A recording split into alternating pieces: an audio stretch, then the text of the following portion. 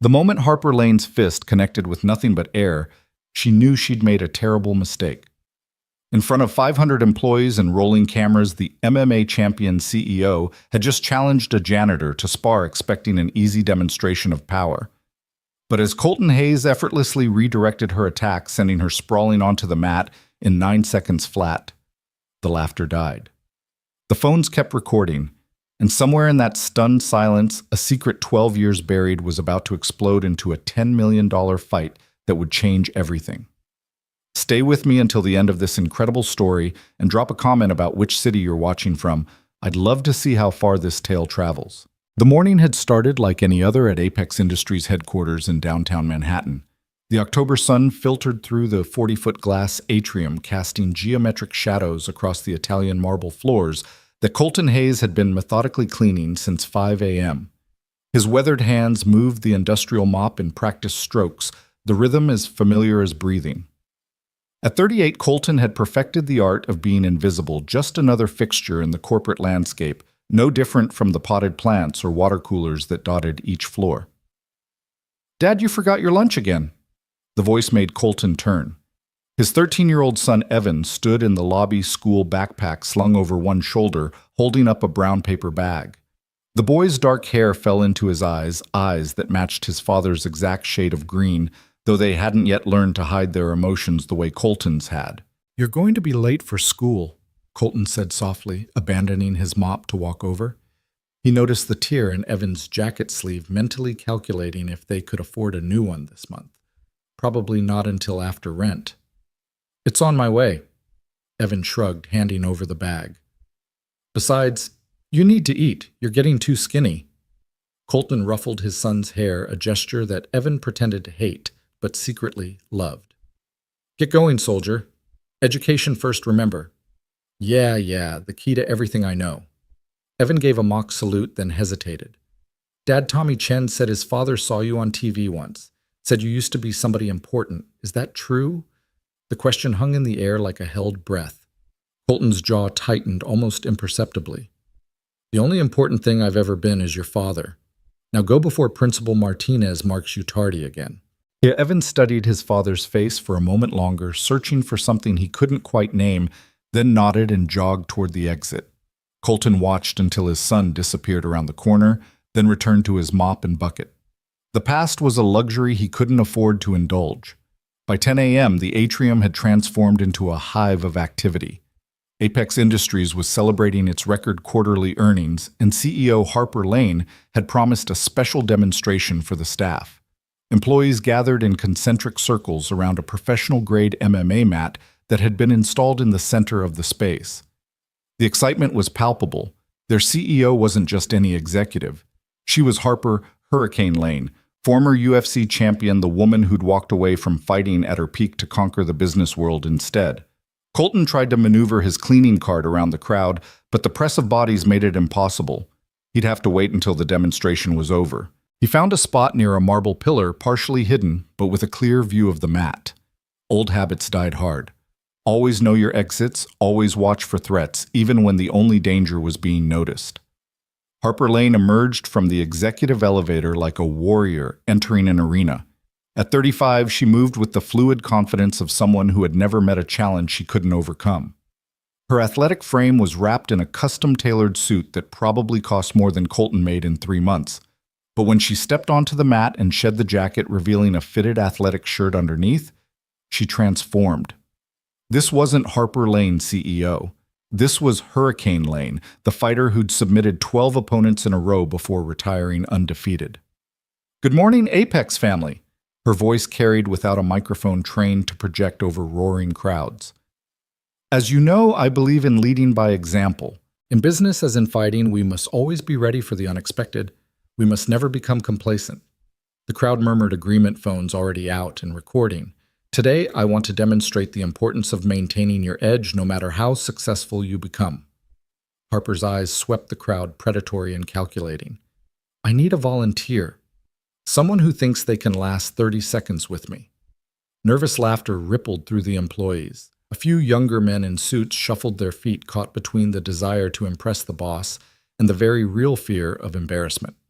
Harper's reputation wasn't just corporate mythology, there were videos online of her demolishing professional fighters. "Come on," Harper teased, bouncing lightly on the balls of her feet. "I promise I'll go easy. Consider it a team-building exercise." That's when her gaze landed on Colton. The moment stretched like a taut wire. Harper's expression shifted, something flickering behind her eyes, recognition. No, that was impossible. They'd never met. Colton had made sure of that when he took this job 18 months ago. He'd checked the executive schedules, learned Harper's patterns, always ensuring their paths never crossed. "You," Harper said, pointing directly at him, "the gentleman by the pillar." Every head in the atrium turned. Colton felt the weight of 500 stairs, the uncomfortable heat of sudden visibility. He shook his head slightly, taking a step backward. "Oh, come on." Harper's smile was sharp as a blade. "Don't be shy. What's your name?" "I'm Maintenance, ma'am," Colton said quietly, his voice barely carrying. "I should get back to work." "Maintenance," Harper's eyebrows rose. "Perfect. You're probably the only person here who does actual physical work. That makes you the ideal candidate." She gestured to the mat. "Unless you're afraid," the word hung in the air like a challenge. Colton saw the calculation in her eyes. She knew exactly what she was doing, which buttons to push. The crowd was already murmuring, some people snickering. He heard someone whisper, "Poor janitor's about to get destroyed." "I really should," Colton began. "I'll make it worth your while," Harper interrupted. $1,000 for 30 seconds. That's $33 per second. Probably more than you make in a day, right? The casual cruelty of the comment made something flicker in Colton's chest. Not anger, he'd burned through his lifetime supply of that years ago. Something else. Something he'd buried beneath routines and responsibilities and the careful construction of an ordinary life. "Ma'am, I appreciate the offer, but—" "5,000, Harper said. The crowd gasped. $5,000 for 30 seconds, cash, today. Colton thought of Evan's torn jacket, the overdue electric bill, the parent-teacher conference next week where he'd have to explain again why he couldn't afford the school's recommended tutoring program. $5,000 would change everything for the next few months. "The mat might get damaged," he said quietly.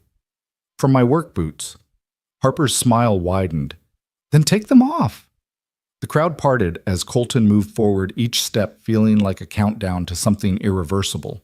He set down his lunch bag, the one Evan had brought, and began unlacing his boots with methodical precision. His movements were unhurried, controlled.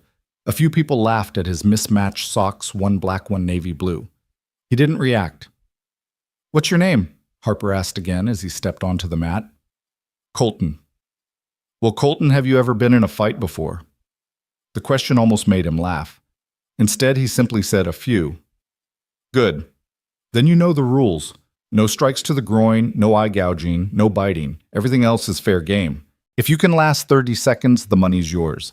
If you tap out or I put you down for a 3 count, you lose." "Deal." Colton nodded. "Someone time this," Harper called out, settling into a fighter's stance. "Ready when you are, janitor." The word was meant to diminish, to remind everyone of the hierarchy. Colton let it wash over him like water. He'd been called worse by better. Someone yelled, "Start," and Harper moved. She came in fast, testing with a quick jab combination that would have dropped most amateur fighters. Colton shifted his weight, letting the punches sail past his movement, so minimal it looked almost accidental. Harper's eyes narrowed. She pressed forward with a leg kick that had ended professional fights. Colton checked it with his shin, the impact resonating through the atrium with a sound like a baseball bat hitting a tree. The crowd winced. Harper's expression shifted from amused to interested. "You've had some training," she said, circling him like a shark. Colton said nothing, keeping his hands low, his posture deliberately unthreatening. He wasn't here to fight. He was here to survive 30 seconds and collect money for his son. Nothing more. Harper feinted high and shot for a takedown, a double leg that had never failed her in competition. Her technique was flawless, explosive, perfectly timed. Colton sprawled. The defensive movement was pure muscle memory, his hips dropping back, legs spreading wide, hands controlling Harper's head and shoulder. It was the kind of sprawl that took years to perfect, the kind that separated amateurs from professionals. For a moment, Harper was stuck, her takedown completely neutralized. The crowd had gone silent. Harper tried to chain into a single leg. Colton's balance shifted, his weight distribution adjusting in microscopic increments that kept him upright, stable, unmovable. His breathing hadn't even changed. "Who are you?" Harper hissed through gritted teeth, abandoning the takedown attempt and creating distance. "Nobody," Colton replied quietly. "Just need the money." Something flashed in Harper's eyes, frustration maybe, or wounded pride. She had a reputation to maintain, a legend to protect. She couldn't let some janitor make her look foolish in front of her entire company. She came in harder this time, throwing combinations with serious intent. Liver shot head kick, spinning back fist techniques that had dropped champions. Colton moved like water, never quite where her strikes expected him to be. He wasn't fighting back, wasn't countering, just surviving with an economy of movement that was almost beautiful in its efficiency. 20 seconds, someone called out. Harper's frustration was becoming visible. She was Harper Lane. She was undefeated. She was not going to lose $5,000 to a janitor who wouldn't even fight back. She threw a haymaker, a wild, angry punch that betrayed everything her training had taught her. That's when Colton made his decision. Instead of simply evading, he redirected. His hand came up, gently guiding Harper's punch past his head, while his foot swept behind her lead leg. It was Aikido, not MMA, a martial art focused on using an opponent's force against them. Harper's momentum carried her forward as her leg was swept. She hit the mat hard, the impact driving the air from her lungs. The timer went off. 30 seconds. But Colton wasn't done. As Harper fell, he followed her down, his movement flowing like water finding its path. His hand was already in position, and before Harper could process what was happening, she was caught in a chokehold. Specifically, a rear naked choke perfectly applied. Her neck cradled in the crook of his elbow. The entire sequence had taken less than 2 seconds. The atrium erupted. People were screaming, phones capturing every angle. Harper's hands clawed at Colton's arm, but the choke was locked in with technical perfection. Her legs kicked, searching for leverage that wasn't there. Then, as suddenly as he'd applied it, Colton released the hold. He stood up, stepped back, and offered Harper his hand. She lay on the mat for a moment, gasping, her face flushed with exertion and something else, humiliation, rage, disbelief. When she looked up at Colton, really looked at him for the first time, her expression changed. The color drained from her face. "No," she whispered so quietly, only Colton could hear. "It can't be." Colton's expression remained neutral. "The 30 seconds is up. I'll take the check if that's acceptable. Or cash, like you said." Harper scrambled to her feet without taking his offered hand. The crowd was buzzing, phones still recording the moment, already being uploaded to social media. Harper's perfect record, her undefeated status, had just been shattered by a janitor in mismatched socks. "Everyone back to work!" Harper barked, her CEO voice cracking like a whip. "Show's over." But it wasn't over. Everyone knew it. The videos were already spreading. The mighty Harper Lane taken down by maintenance staff. It would be viral within the hour. Harper grabbed Colton's arm as he bent to put his boots back on. "We need to talk. Now, private." "I need to get back to work," Colton said calmly, lacing up his boots with the same methodical precision as before. "That wasn't a request." Harper's voice was low, dangerous. "My office. 10 minutes." She stormed off toward the executive elevator, leaving Colton standing on the mat. He picked up his lunch bag, the one Evan had brought, and noticed his hands were trembling slightly. Not from exertion or fear, but from something else. Something he'd thought he'd successfully buried. The ghost of who he used to be. Marcus Webb, Harper's chief operating officer, appeared at Colton's elbow. Marcus was everything Colton wasn't: smooth, polished, radiating the kind of confidence that came from never having faced real adversity. His smile was all teeth and no warmth. That was quite the show, Marcus said, his tone suggesting he found the whole thing distasteful. "Where did maintenance learn to fight like that?" "Here and there," Colton replied, starting to push his cleaning cart away from the mat. "Here and there," Marcus repeated, chuckling. "You just humiliated the CEO in front of the entire company, and that's all you have to say." Colton stopped, turned to face Marcus directly. For just a moment, he let the mask slip. Marcus saw something in Colton's eyes that made him take an involuntary step backward, a glimpse of something dangerous, something that had been caged but never tamed. "I did what she asked," Colton said quietly. 30 seconds. Nothing more.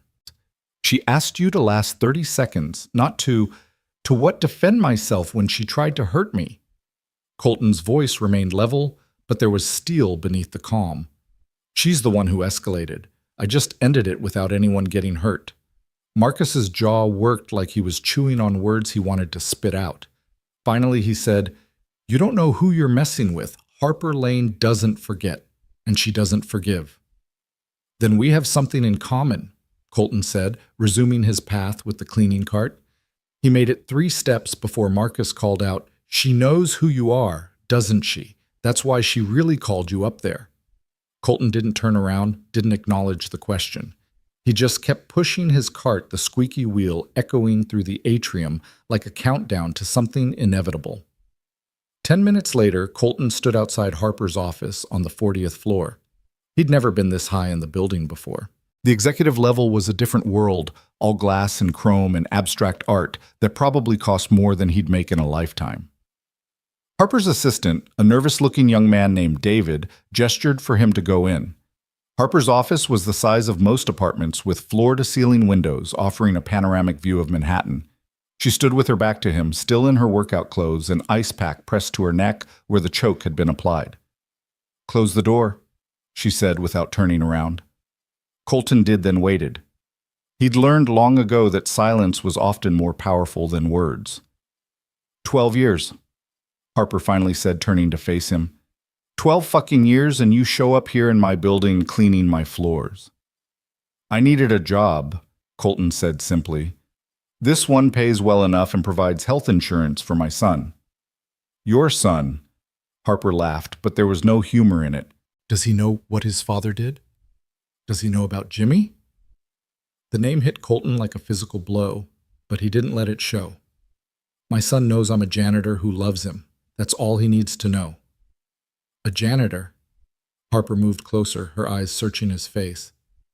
"Colton Ghost Hayes, the man who ended Jimmy Reeves' career, the man who put my teammate, my friend, in a wheelchair. That's not what happened." "No. Then why did you disappear? Why did you run if you weren't guilty?" Colton met her gaze steadily. "Because staying would have meant more people getting hurt. Because sometimes the truth is less important than perception. Because I had a son to raise and he didn't need to grow up with that shadow." "Bullshit." Harper's hands clenched into fists. "You ran because you were guilty. Because you knew what you'd done. Jimmy was 23 years old. He had his whole career ahead of him. And you—" "I saved his life," Colton interrupted, his voice cutting through her anger like a blade through silk. "But you weren't there that night. You only know what people told you, what people wanted you to believe." Harper's eyes narrowed. "Then tell me. Make me understand how breaking a man's spine was saving his life." "You don't want to understand. You want someone to blame. You've wanted it for 12 years and now you've found me." Colton moved toward the door. "I'll submit my resignation today. You won't see me again." "No." The word stopped him with his hand on the door handle. "You don't get to run again," Harper said. "Not this time. You want to know what I think? I think you're a coward. I think you've been hiding behind that mop and bucket, pretending to be nobody because you can't face what you did." Colton turned back to her, and for the first time Harper saw emotion crack through his careful control. "You have no idea what I've faced. What I face every day? What it costs to be nobody when you used to be—" He stopped himself, jaw clenching. "When you used to be somebody," Harper finished. "The ghost, the prodigy who could have been the greatest fighter of his generation. Yeah, I know all about you, Colton. I studied you. Every fight, every move, every technique. You were my hero once, before I knew what you really were. And what am I? A killer who got lucky. Jimmy survived barely, but you killed his dreams, his future, everything he worked for." Colton was quiet for a long moment. When he spoke, his voice was soft, dangerous. "Jimmy Reeves was using steroids, amphetamines, cocaine. The night of our fight, he was so high he couldn't feel pain, couldn't recognize damage. He would have fought until he died in that ring. The referee wouldn't stop it. Jimmy's corner had paid him off. His coach kept sending him back out even though his skull was fractured. So yes, I ended it. I ended it the only way I could that would stop the fight permanently without killing him. You're lying. His toxicology report proved otherwise. But that report was buried because too many important people had too much money riding on Jimmy being clean. A tragic accident was better for business than a drug scandal. Colton's eyes were hard as flint. I took the blame because someone had to. Because Jimmy's family needed the insurance money. Because the truth would have destroyed more lives than the lie. Harper stared at him, her worldview tilting on its axis. If that's true, why didn't you ever say anything? Why didn't you defend yourself? To whom? The media, who had already convicted me. The fans who wanted blood. The commission that was complicit in the cover-up. Colton shook his head. I had a 2-year-old son and a wife dying of cancer. I didn't have the luxury of fighting for my reputation. I needed to be present. I needed to be a father, so I became nobody. I became invisible. Until today. The office fell silent except for the distant hum of the city far below. Harper sank into her desk chair, the fight suddenly gone out of her. The video's already viral, she said quietly. 3 million views in the last hour. CEO gets destroyed by janitor. That's the headline. I'm sorry, that wasn't my intention. Harper laughed bitterly. Wasn't it the perfect revenge? Humiliate me in front of everyone. If I wanted revenge, I've had 18 months to take it. I've been in this building invisible watching you rise, watching you succeed. I could have destroyed you a dozen different ways if that's what I wanted. Colton moved back toward the door. I just wanted to earn money for my son. That's all I've ever wanted. Wait. Harper stood up. The 5,000. You earned it. She pulled out her phone, started tapping. What's your account information? Keep it. What? Keep your money. I don't want it. Not like this. Colton opened the door. I'll clean out my locker and be gone within the hour. Colton, wait. But he was already gone, walking down the hallway with the same steady pace he used to push his cleaning cart. Harper stood in her doorway, watching him disappear around the corner, feeling like she'd just lost a fight she didn't even know she was in. David, her assistant, approached nervously. Ms. Lane, you have the board meeting in 15 minutes about the Singapore expansion.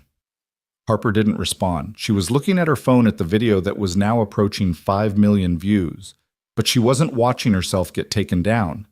She was watching Colton's face. The careful control, the deliberate restraint the moment when he could have really hurt her, but chose not to. Cancel it, she said suddenly. I'm sorry. Cancel the meeting. Cancel everything for the rest of the day. She went back into her office, her mind racing. And David, I need you to find everything you can about Colton Hayes. Everything. I don't care how deep you have to dig or how much it costs. Yes, ma'am. May I ask why? Harper was quiet for a moment, still staring at the video. Because I think I've been wrong about something for 12 years. And if I have, then I've just made a terrible mistake. Meanwhile, Colton was in the basement cleaning out his locker. It didn't take long, he'd never kept much there. A change of clothes, a few pictures of Evan, a worn paperback book he read during lunch breaks. He was folding his uniform when his phone buzzed. It was a text from Evan. Dad? There's a video of you fighting some lady going around school. Everyone's seeing it. Is that really you? Before Colton could respond, another text came through. Tommy Chen says his dad was right. You were somebody important. Why didn't you tell me? Then another kids are saying you're a badass. Is that true? And finally, are you in trouble? Are we going to have to move again? That last question hit Colton like a punch to the gut. Again. How many times had they moved? How many fresh starts that weren't really fresh, just the same, hiding in a different place? He texted back. Everything's fine. We'll talk when you get home. Love you. But everything wasn't fine. The carefully constructed anonymity he'd built was crumbling. By tomorrow, everyone would know who he was. The real question was, what would they do with that knowledge? His phone rang. Unknown number. He almost didn't answer, then thought it might be the school. Hello? Is this Colton Hayes? The voice was male, professional, unfamiliar. Who's asking? My name is Richard Steinberg. I'm a sports promoter. I've just seen the video of you and Ms. Lane. I have a proposition that I think you'll find very interesting. Not interested. Colton started to hang up. $10 million. Colton paused. What? A professional fight. You versus Harper Lane. $10 million purse winner takes all. The event would benefit veterans' charities. Given the viral nature of today's incident, I guarantee we could sell out Madison Square Garden. I said I'm not interested. Mr. Hayes, I know who you are. I know what happened 12 years ago. This is your chance to tell your side of the story, to clear your name, and to secure your son's future. The mention of Evan made Colton's grip tighten on the phone. Don't talk about my son. I apologize. But think about it. $10 million. Enough to pay for college, buy a house, never worry about money again. All for one fight, one chance to show the world who Colton Ghost Hayes really is. The answer is no. I'll give you 48 hours to reconsider. My number will be in your phone. Think about your son, Mr. Hayes. Think about what that money could mean for his future. The line went dead. Colton stood in the empty locker room holding his phone, feeling the weight of the past crushing down on him. 12 years of running, of hiding, of being nobody. And now in 9 seconds of redirected violence, it was all unraveling. He finished packing his things and headed for the exit. As he passed through the lobby, he saw a crowd gathered around someone's phone watching the video again. They fell silent as he passed, staring at him with a mixture of awe and uncertainty. The invisible man suddenly painfully visible. Outside, the October air was sharp with the promise of winter. Colton pulled out his phone and called the only person he could trust. Ray, it's me. Yeah, I know you've seen it. Everyone's seen it. He paused, listening. No, I'm not taking the fight. I'm done with that life. I just need you to watch Evan for a few days. Things might get complicated. Ray Martinez had been Colton's trainer once, back when he'd had a future in fighting. Now he ran a small gym in Brooklyn, teaching kids how to defend themselves and stay out of trouble. He was one of the few people who knew the truth about what happened 12 years ago. Colt, you can't run from this anymore. Ray's gravelly voice carried through the phone. That video's opened a door you can't close. Harper Lane's not going to let this go. You embarrassed her. I didn't mean to. Doesn't matter what you meant. What matters is what happens next. And brother, if you don't control the narrative, someone else will. They'll paint you as the villain again.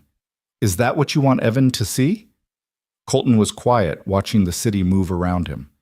Everyone focused on their phones, their lives, their problems. For 12 years, he'd been part of that anonymous flow. Now he was a disruption, a story, a viral moment that wouldn't fade. There's something else, Ray said. I got a call about an hour ago. Marcus Webb, Harper's COO. He was asking questions about you, about the old days, about Jimmy. What did you tell him? Nothing. But Colt, this guy's got resources. He's going to dig. And there are people who know things, people who might talk for the right price. Colton closed his eyes, feeling the walls closing in. What do you think I should do? I think you should consider the fight. Not for the money, though God knows you could use it, but for the chance to control your own story. To show Evan who his father really is, not who the world says you are. I'm not a fighter anymore, Ray. I'm a janitor, a father. That's it. You're a father who just took down an undefeated champion in 9 seconds. That's not nothing, brother. That's not nobody. After Colton hung up, he walked the 30 blocks to Evan's school. He needed to be there when his son got out, needed to explain before the rumors and speculation twisted the truth beyond recognition. But as he approached the school, he saw the crowd reporters, cameras, people with phones all aimed at the entrance. Someone spotted him. There he is, Colton Hayes! The mob surged toward him, shouting questions. Why did you challenge Harper Lane? Are you coming out of retirement? What really happened with Jimmy Reeves? Is it true you're taking the $10 million fight? Colton retreated, his heart racing. He couldn't get to Evan like this. The school day wasn't over yet, but when it was, his son would walk into this chaos. He pulled out his phone, called the school's office. This is Colton Hayes, Evan Hayes' father. There's a situation outside. Tell Mr. Hayes we're aware. We've already arranged for Evan to exit through the faculty parking lot. Vice Principal Morrison will drive him home. Thank you. Tell him I'll be there. Tell him everything's okay. But as Colton made his way back to their small apartment in Queens, he knew that was a lie. Nothing was okay. The past he'd buried had been exhumed in the most public way possible. And Harper Lane, the woman who'd hated him for 12 years without knowing the truth, now held his future in her hands. His phone buzzed, a text from an unknown number. When he opened it, his blood ran cold. It was a photo of Evan at school taken from a distance. The message read, "Your boy looks just like you. Same eyes, same potential. Would be a shame if he followed in his father's footsteps, unless his father makes the right choice. Take the fight, Ghost, or we'll make sure everyone knows what really happened that night, including what you did to Jimmy's knee before the spine injury. The whole truth, not just the parts you've convinced yourself are noble." Colton deleted the message, but his hands were shaking. Someone knew. Someone who'd been there, who'd seen what happened in those final moments, the decision he'd made that haunted him more than anything else. The choice between letting Jimmy die in the ring or destroying his body to save his life. He made it to the apartment building just as Vice Principal Morrison's car pulled up. Evan jumped out his face, a mixture of confusion and excitement. "Dad, did you see you're famous? Everyone's talking about you." Colton knelt down, pulling his son into a hug. "We need to talk, soldier. There are things I should have told you a long time ago." They went inside up 3 flights of stairs to their 2-bedroom apartment. It was small but clean, everything in its place. Colton had learned that order was a form of control, and control was how you survived. Evan threw his backpack on the couch and turned to his father, eyes bright with curiosity. "So it's true you were a fighter, like a real fighter?" Colton sat down, gesturing for Evan to join him. "Yes. A long time ago, before you were born, I was a professional fighter. I was good at it." "Good, Dad, I looked you up. You were undefeated. 15 wins, 15 knockouts. They called you the Ghost." Evan's excitement dimmed slightly. "But then something happened. The websites all say you did something bad, that you hurt someone on purpose." "It's complicated, Evan. I'm 13, not 3. I can handle complicated." Colton looked at his son, really looked at him. When had he gotten so tall? When had his voice started changing? How much of his childhood had Colton missed while trying to protect him from the past? "There was a fight," Colton began slowly. "My last fight, against a man named Jimmy Reeves. Something went wrong. He got hurt badly, paralyzed. Everyone blamed me." "Did you do it on purpose?" "No, but I did hurt him. I had to make a choice between letting him die or stopping him in a way that would make sure he couldn't continue. I chose to stop him." "So you saved his life?" "It's not that simple. The way I stopped him, the technique I used, it ended his career, his dreams, everything he'd worked for. Some people think that's worse than dying." Evan was quiet for a moment, processing. Then he asked, "Is that why we move so much? Why you never talk about Mom?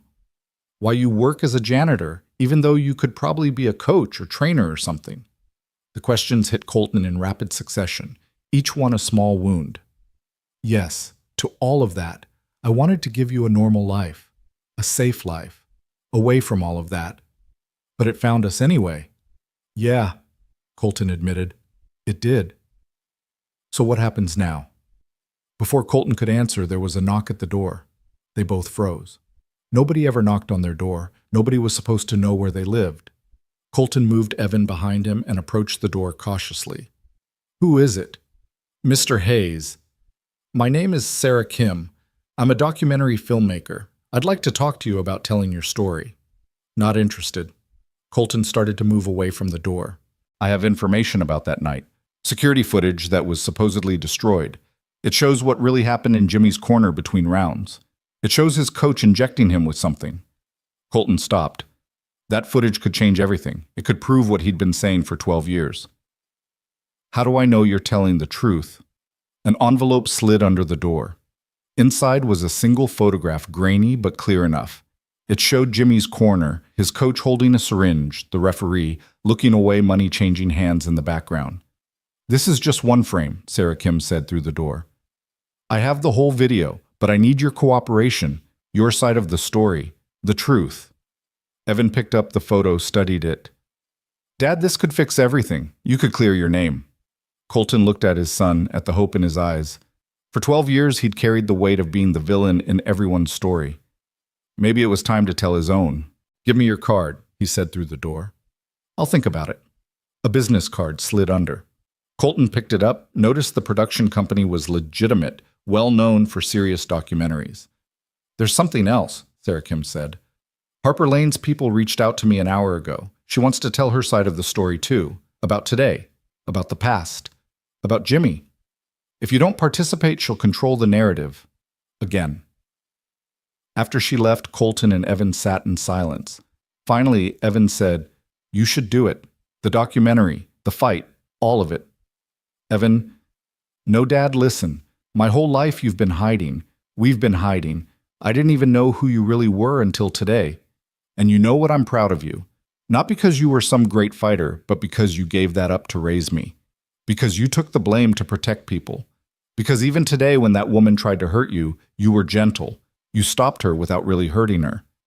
Colton felt tears threatening push them back. "You don't understand what you're asking. If I do this, if I step back into that world, everything changes. The quiet life we've built was never real," Evan interrupted.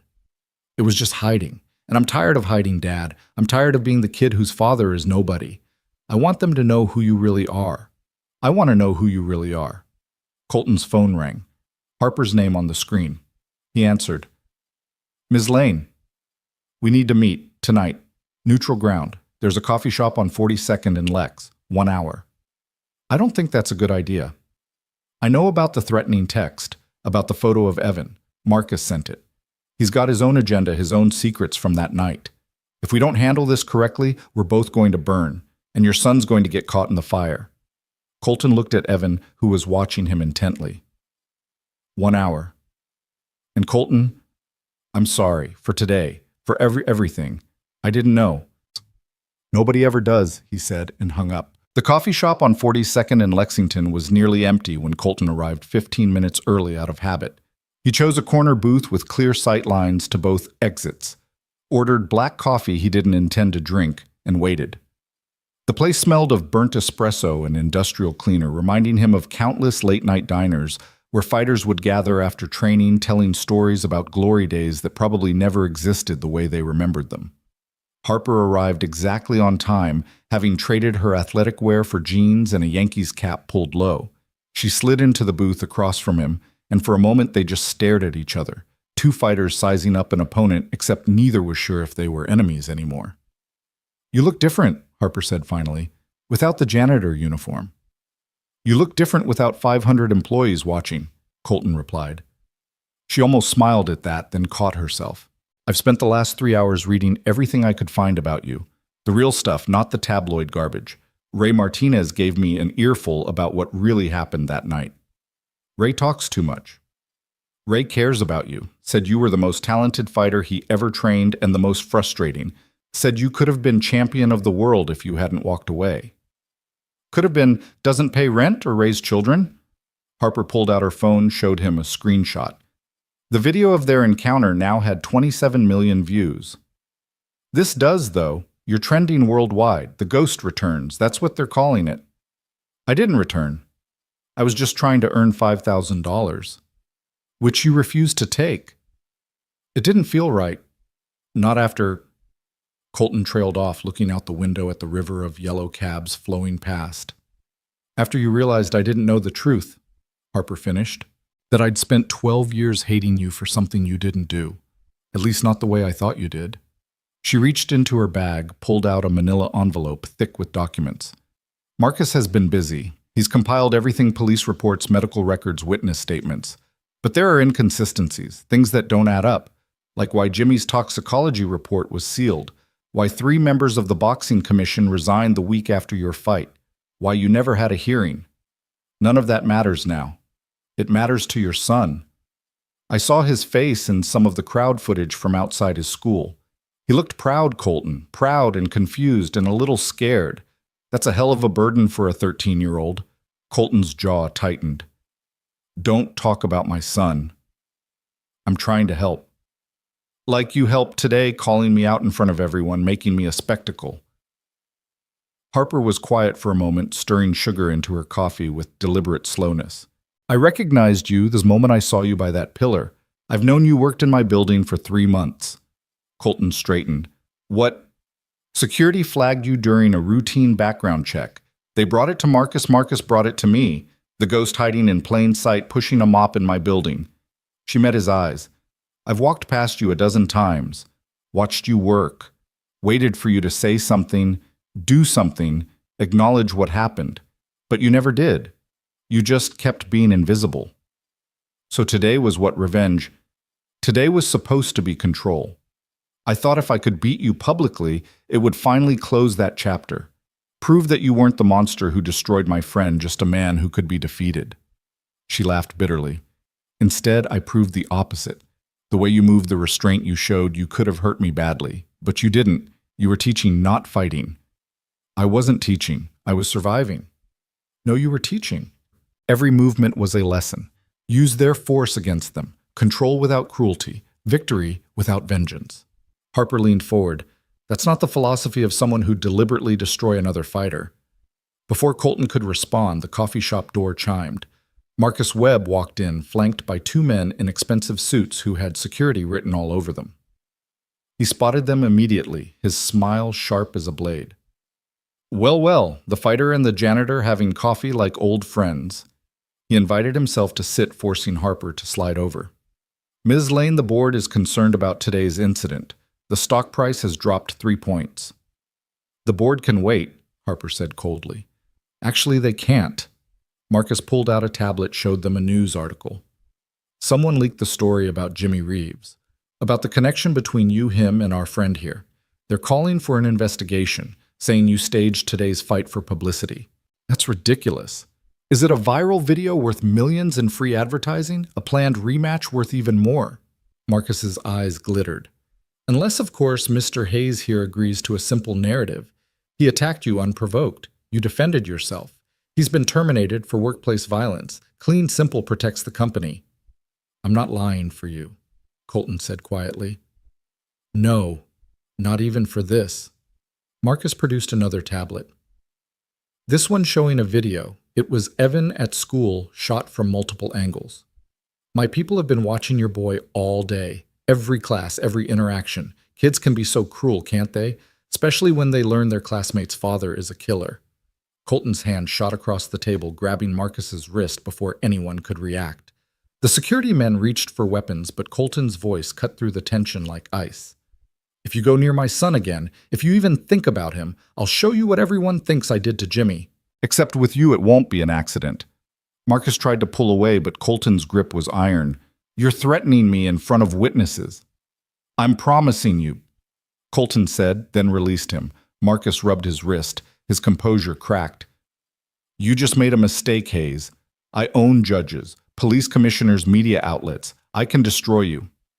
You can try, Harper interjected, her voice steady. But if you do, I'll personally ensure the board knows about your creative accounting. The Singapore funds that went missing, the ones you blamed on a systems error. Marcus went pale. You wouldn't dare. I'm Harper fucking Lane. I dare everything. She stood, gesturing for Colton to follow. We're done here, Marcus. And if I see even one negative story about Mr. Hayes or his son, I'll bury you so deep they'll need archaeologists to find you. Outside, the evening air was crisp with approaching winter. Harper walked beside Colton in silence for a block before speaking. He's going to come after both of us now. I know. I can protect myself. Can you protect Evan?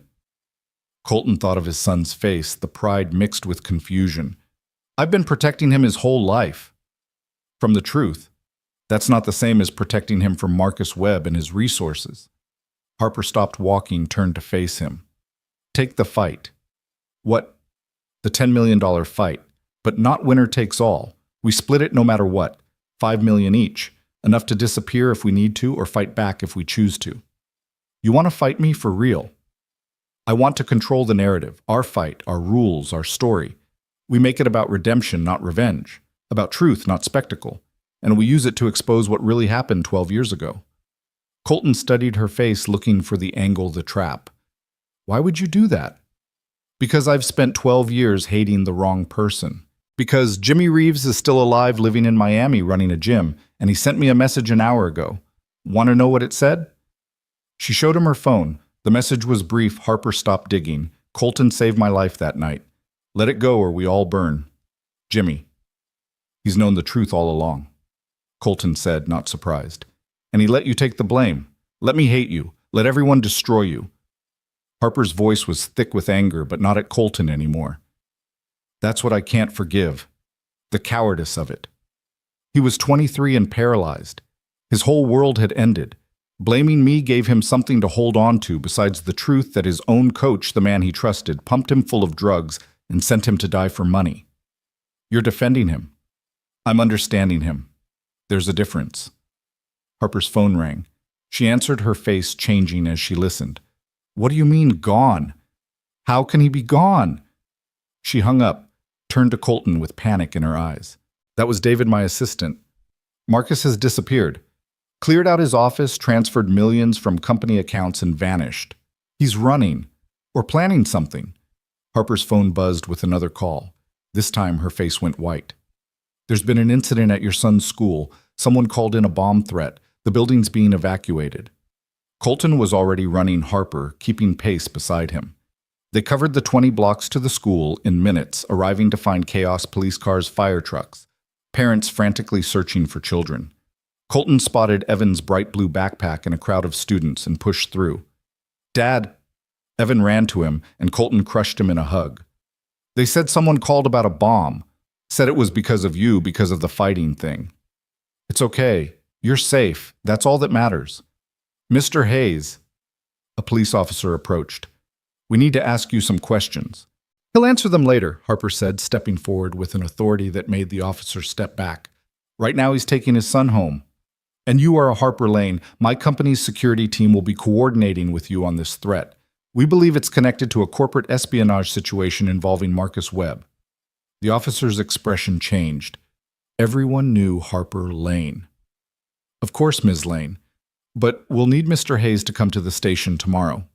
He'll be there. As they walked away, Evan between them, the boy looked up at Harper with curiosity. You're the lady from the video, the one my dad beat. Your dad didn't beat me, Harper said. He taught me something. What? That winning isn't always about being the strongest. Sometimes it's about knowing when not to fight. They reached Colton's apartment building. Harper started to leave, but Evan stopped her. Are you going to fight my dad again? For real this time? Harper looked at Colton, something passing between them. Maybe, but if we do, it won't be against each other. It'll be against everyone who thinks they know the truth. After Harper left, Colton made dinner while Evan did homework, trying to maintain normalcy in a day that had been anything but normal. But his mind kept racing Marcus's disappearance, the bomb threat, the fight offer. The careful life he'd built was crumbling, and he couldn't see a way to stop it. His phone rang. Unknown number. Yeah. Ghost. The voice was familiar, but older, rougher. It's Jimmy. Colton's hand tightened on the phone. Jimmy. I heard about today. Saw the video. You still move like water, man. What do you want? To warn you. Marcus Webb was there that night.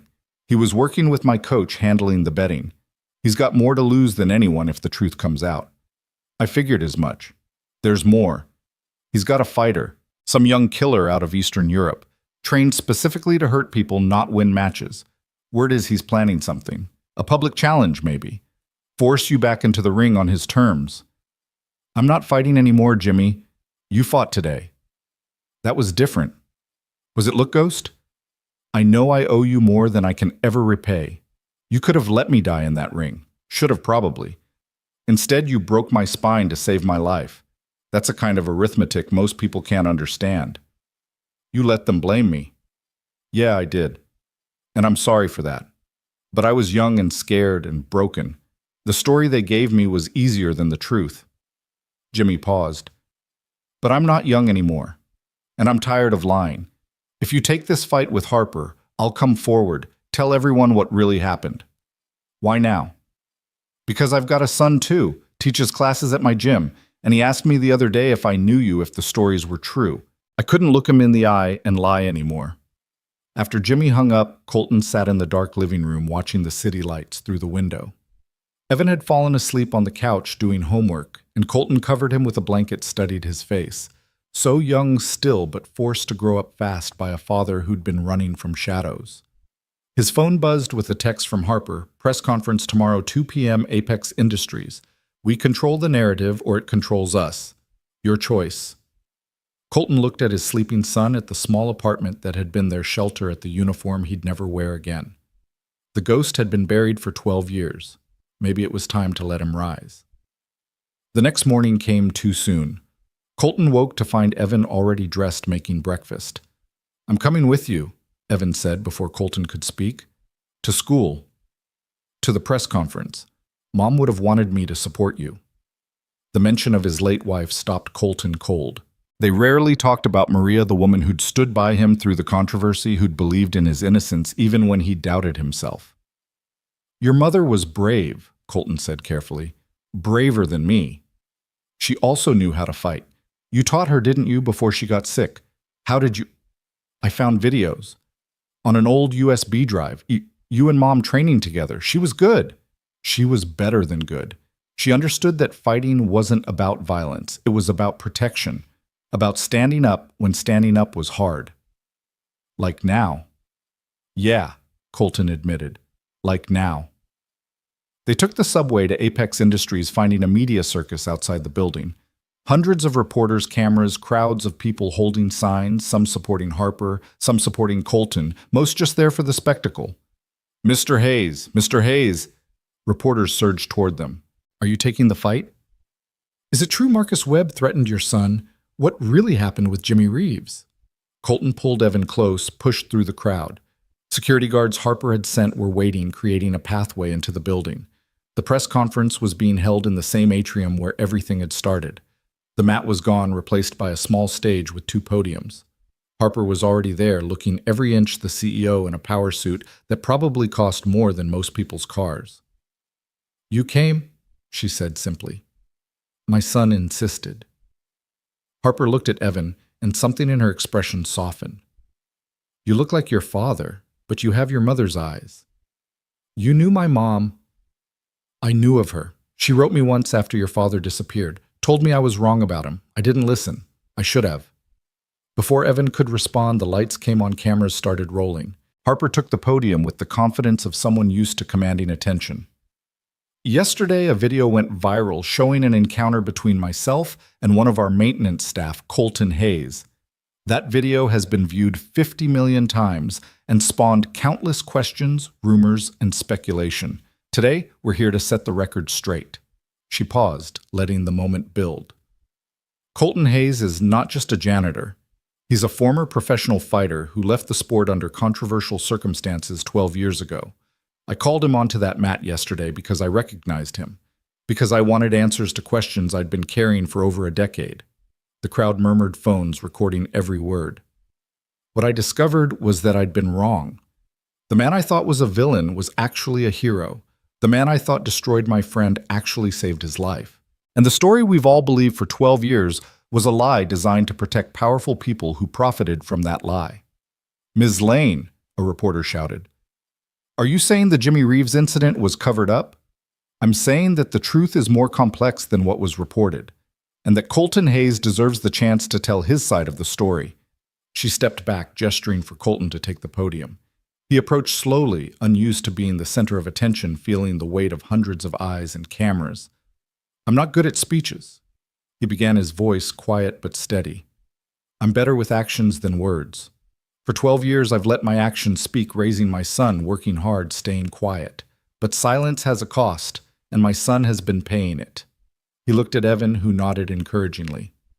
12 years ago, I made a choice in a boxing ring. A fighter named Jimmy Reeves had been drugged by his own corner. He couldn't feel pain, couldn't recognize damage. He was going to fight until he died. The referee had been paid to let it happen. So I ended it the only way I could, with a technique that would stop the fight permanently. It paralyzed Jimmy, but it saved his life. The room erupted with questions, but Colton raised his hand for silence. I took the blame because the truth would have destroyed more lives than the lie. Jimmy needed his insurance, his family needed closure. The sport needed to avoid a scandal, so I disappeared, became nobody, until yesterday. Mr. Hayes, another reporter. Will you accept the $10 million fight against Miss Lane? Colton looked at Harper, saw her slight nod. Yes, he said, and the room exploded. But not for the reasons you think. This fight isn't about revenge or money or proving who's better. It's about showing that two people who were enemies can become allies. That truth is more powerful than lies. That redemption is possible even after 12 years. The fight will take place in 6 weeks at Madison Square Garden, Harper added, retaking the podium. All proceeds will go to veterans charities and a new foundation for young fighters who need protection from exploitation. We're calling it the Second Chance Foundation. What about Marcus Webb? Someone shouted. Is it true he's fled the country? Harper's expression hardened. Marcus Webb is under federal investigation for embezzlement and fraud. His current whereabouts are unknown, but law enforcement is handling the situation. As if on cue, the lights suddenly cut out. Emergency lighting kicked in, bathing the atrium in an eerie red glow. On the main screen behind the stage, a video began playing. It was security footage from 12 years ago, the night of the Colton-Jimmy fight. But this was angle no one had seen from Jimmy's corner. Clear as day, his coach was injecting something into Jimmy's arm, while Marcus Webb handed over a thick envelope of cash. Then the video cut to Marcus himself sitting in what looked like a warehouse. Hello, Harper. Hello, Ghost. His smile was cold. You think you can control the narrative? You think you can just rewrite history? I made you both. Harper. Who do you think orchestrated your rise at Apex? Who cleared the path for you to become CEO? And Ghost? Who do you think really ended your career? It wasn't about protecting Jimmy. It was about protecting the millions we had riding on that fight. The video continued, but now Marcus was standing next to another man, tall, muscled, with dead eyes and scars across his knuckles. This is Victor. He's from a place where they don't have rules about fighting, where they don't stop when someone taps out. He's here to challenge you, Ghost. Not in some sanctioned match with rules and referees. A real fight. Tonight, midnight. The old warehouse on Pier 47. If you don't show, Victor will visit your son's school tomorrow. And he won't be calling in fake bomb threats. The video cut out, the lights came back on, and chaos erupted. Everyone remain calm, Harper shouted over the noise. Security locked down the building. No one leaves until... But Colton was already moving Evan right behind him. Harper caught up at the elevator. You can't seriously be thinking about going, she said. He threatened my son. It's a trap. He wants you dead or damaged so badly you can't fight. Either way, he wins. Then what do you suggest? Harper pulled out her phone and started making calls. We don't play by his rules. We play by ours. The rest of the day was a blur of preparation. Harper mobilized her security team, had them scout the warehouse, set up surveillance. Ray Martinez arrived with a gym bag full of gear, his face grim. You're really doing this? Ray asked. I don't have a choice. There's always a choice. We could call the cops. And Marcus would disappear again. Besides, you know as well as I do that this was always going to end in a fight. It's the only language people like Marcus understand. As evening fell, they gathered in a private gym. Harper owned her Colton Ray, and surprisingly, Jimmy Reeves, who'd flown in from Miami. You didn't have to come, Colton said. Jimmy, still in his wheelchair, but with powerful arms from years of adaptation, shrugged. Yeah, I did. This is my fault as much as anyone's. If I told the truth 12 years ago, none of this would be happening. We can't change the past, Harper said, wrapping her hands, but we can sure as hell determine the future. You're not coming, Colton said firmly. This is my fight. Like hell it is. Harper's eyes flashed. Marcus played me too, used me. This is our fight. Dad, Evan said from the doorway where he'd been listening. She's right. You're stronger together than alone. Mom would have said the same thing. Colton looked at his son, at Harper, at the men who'd stood by him through everything. For 12 years, he'd fought alone in silence, in shadow. Maybe it was time to step into the light, but not by himself. All right, he said, but we do this smart. Marcus thinks he's setting a trap. He doesn't realize he's walking into one. As midnight approached, they made their way to Pier 47. The warehouse loomed against the night sky, abandoned and ominous. But Colton wasn't the same man who'd walked into a ring 12 years ago. He wasn't fighting for glory or money or even survival. He was fighting for his son's future, for Harper's redemption, for Jimmy's forgiveness, for the truth that had been buried too long. The ghost was rising, but this time he wasn't alone. The warehouse door stood open like a mouth waiting to swallow them whole. Colton could hear the Hudson River lapping against the pier, could smell rust and motor oil, and something else violence hanging in the air like perfume at a funeral. Harper walked beside him, her jaw set with determination that reminded him why she'd been undefeated in her own career. "Security teams are in position," she said quietly, touching the nearly invisible earpiece she wore. "Whatever happens in there, we're not alone." "Marcus doesn't know that," Colton replied, studying the shadows beyond the doorway. "He's counting on my pride, thinking I'll come alone." "Would you have if I hadn't insisted?" "Probably." He glanced at her. Old habits. They entered together, their footsteps echoing in the vast space. The warehouse had been abandoned for years, its skeleton of steel beams and broken windows creating a cathedral of decay. In the center, under a ring of industrial lights that shouldn't have been working, Marcus Webb waited with his fighter. Victor was even more imposing in person, 6'5", maybe 260, with the kind of muscle that came from violence, not gyms. His face was a roadmap of scar tissue, his hands wrapped in tape that was already spotted with blood, though he hadn't fought yet. "Just the two of you, say?" Marcus called out, his voice carrying across the space. "How disappointing. I expected more drama." "You want drama." Harper stepped forward. "How about this? The FBI is already freezing your accounts. The board has voted to prosecute you for embezzlement. And that little video stunt you pulled, it's been traced back to your IP address. You're done, Marcus." Marcus laughed, the sound bouncing off the walls like broken glass. "Done? I'm just getting started. You see, Harper, you never understood the real game. It was never about money or power. It was about control. And right now, I control everything." He snapped his fingers. From the shadows emerged more men, a dozen of them all carrying the same dead-eyed look as Victor. Colton felt Harper tense beside him, heard her whisper into her earpiece. "Stand down," Marcus commanded, though they hadn't been ordered to move. "Here's how this works. Ghost fights Victor. No rules, no rounds, no stopping until someone doesn't get up. If Ghost wins, I disappear, and you never hear from me again. If Victor wins," he smiled, "well, let's just say your son might need a new guardian." "You're insane," Harper said. "No, I'm practical. Ghost here cost me $12 million that night when he destroyed Jimmy instead of letting him die heroically in the ring. Do you have any idea what that did to my plans, to my reputation in certain circles?" "You mean criminal circles?" Colton said quietly.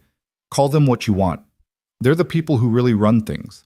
And they've been waiting 12 years for me to settle this debt." Marcus gestured to Victor.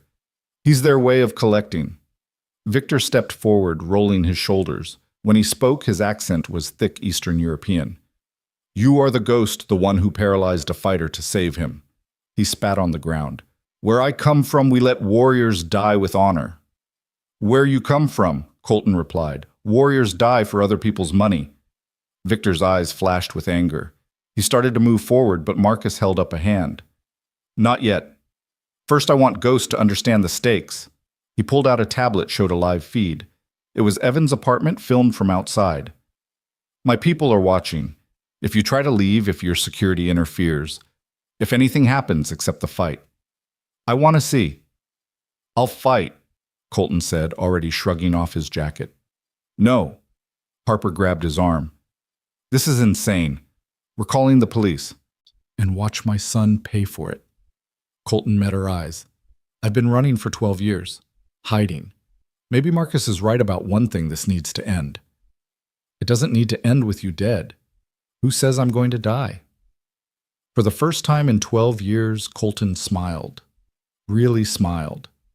It wasn't a happy expression. It was the smile of a predator who'd been pretending to be prey. "You forget, Harper, I've never lost a fight." "You've never fought someone like Victor," Marcus interjected. "He's killed 3 men in unsanctioned matches.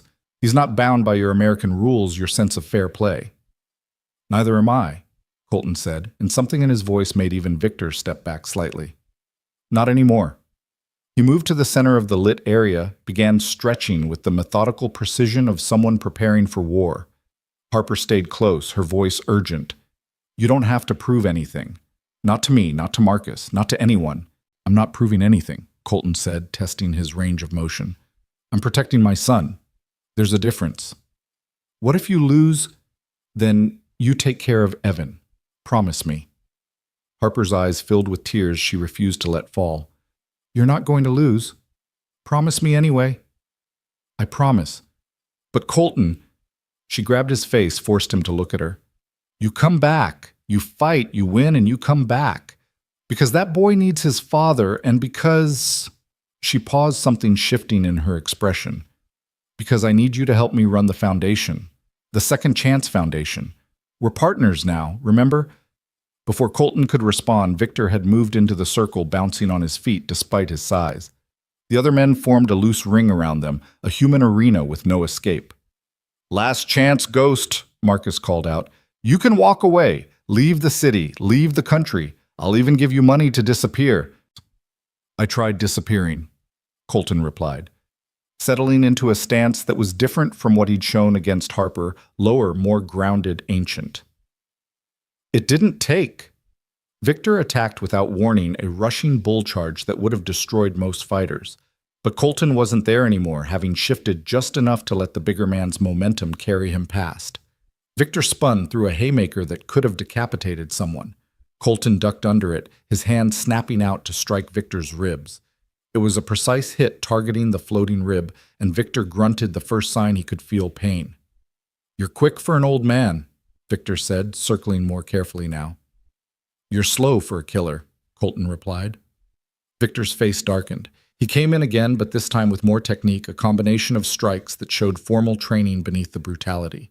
Colton weaved through them, his movement liquid, but one caught him a knee to the ribs that lifted him off his feet. He rolled with the impact, came up moving, but Harper saw him wince. Something was damaged. He's hurt, Marcus crowed. The Ghost is already breaking. Victor pressed his advantage, throwing bombs that Colton could only partially avoid. Each impact that landed was devastating, and Colton was being driven back toward the wall of men who wouldn't let him pass. Come on, Ghost, Harper shouted. Remember what you taught me, use his force. Shh. But Victor had learned from the early exchange. He wasn't overcommitting anymore, wasn't giving Colton anything to redirect. He was breaking him down systematically, like a demolition expert taking apart a building. A particularly vicious combination sent Colton to one knee. Victor stood over him, breathing hard but smiling. The Ghost dies tonight, he said, raising his fist for a finishing blow. That's when Colton moved. It wasn't the desperate scramble of a beaten fighter. It was the explosive precision of someone who'd been playing a different game entirely. His hand shot up, catching Victor's descending fist and redirecting it into the concrete floor. The impact was tremendous. Everyone heard the bones break. Victor screamed, tried to pull back, but Colton was already flowing into the next movement. His legs scissored around Victor's, taking him down, and suddenly the giant was on his back with Colton on top, raining down elbows that were aimed with surgical precision. Stop playing with him, Marcus shouted. Victor, get up. But Victor couldn't get up. Colton had shifted into full mount, his weight distributed perfectly, his strikes targeting nerve clusters and pressure points that most fighters didn't even know existed. It wasn't boxing or MMA, it was something older, more devastating. This is what I learned, Colton said, his voice carrying despite the violence. Not in a gym or a ring.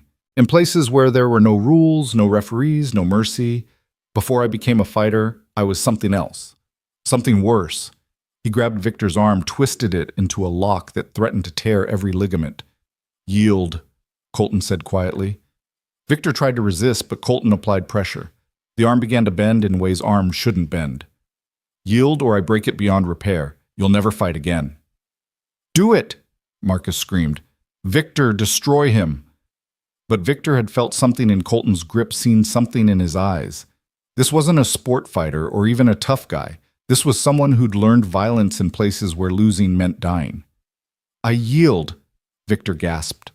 Colton immediately released him, stood up, stepped back. The warehouse was silent except for Victor's labored breathing. No. Marcus pulled out a gun, pointed it at Colton. You don't get to win, not again. The shot was impossibly loud in the enclosed space. But Colton wasn't where the bullet went. He'd moved the instant he saw Marcus's hand twitch old instincts from a life before fighting, before Evan, before everything. Harper had moved too, and her thrown shoe caught Marcus in the face just as he tried to track Colton for a second shot. The gun went flying, skittering across the concrete. Then the warehouse erupted. Harper's security team burst in from multiple entrances, weapons drawn, shouting commands. The FBI followed seconds later. Apparently Harper's call about Marcus's location had been taken seriously. Marcus tried to run, but found Jimmy Reeves blocking his path in his wheelchair. "Hello, Marcus," Jimmy said calmly. "Remember me? The fighter you tried to kill for money." "Get out of my way, cripple." Jimmy smiled. "That's the thing about being in a wheelchair for 12 years. You develop really strong arms." He reached out, grabbed Marcus's leg, and yanked.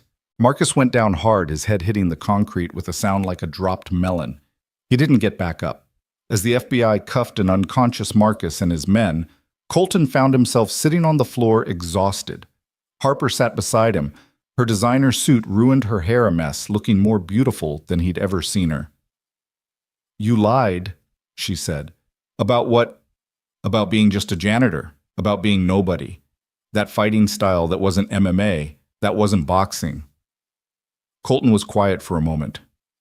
"Before I was a fighter, I was a soldier, special operations, places that don't officially exist doing things that never officially happened. When I came home, fighting was therapy, a way to use the violence for something clean, something with rules.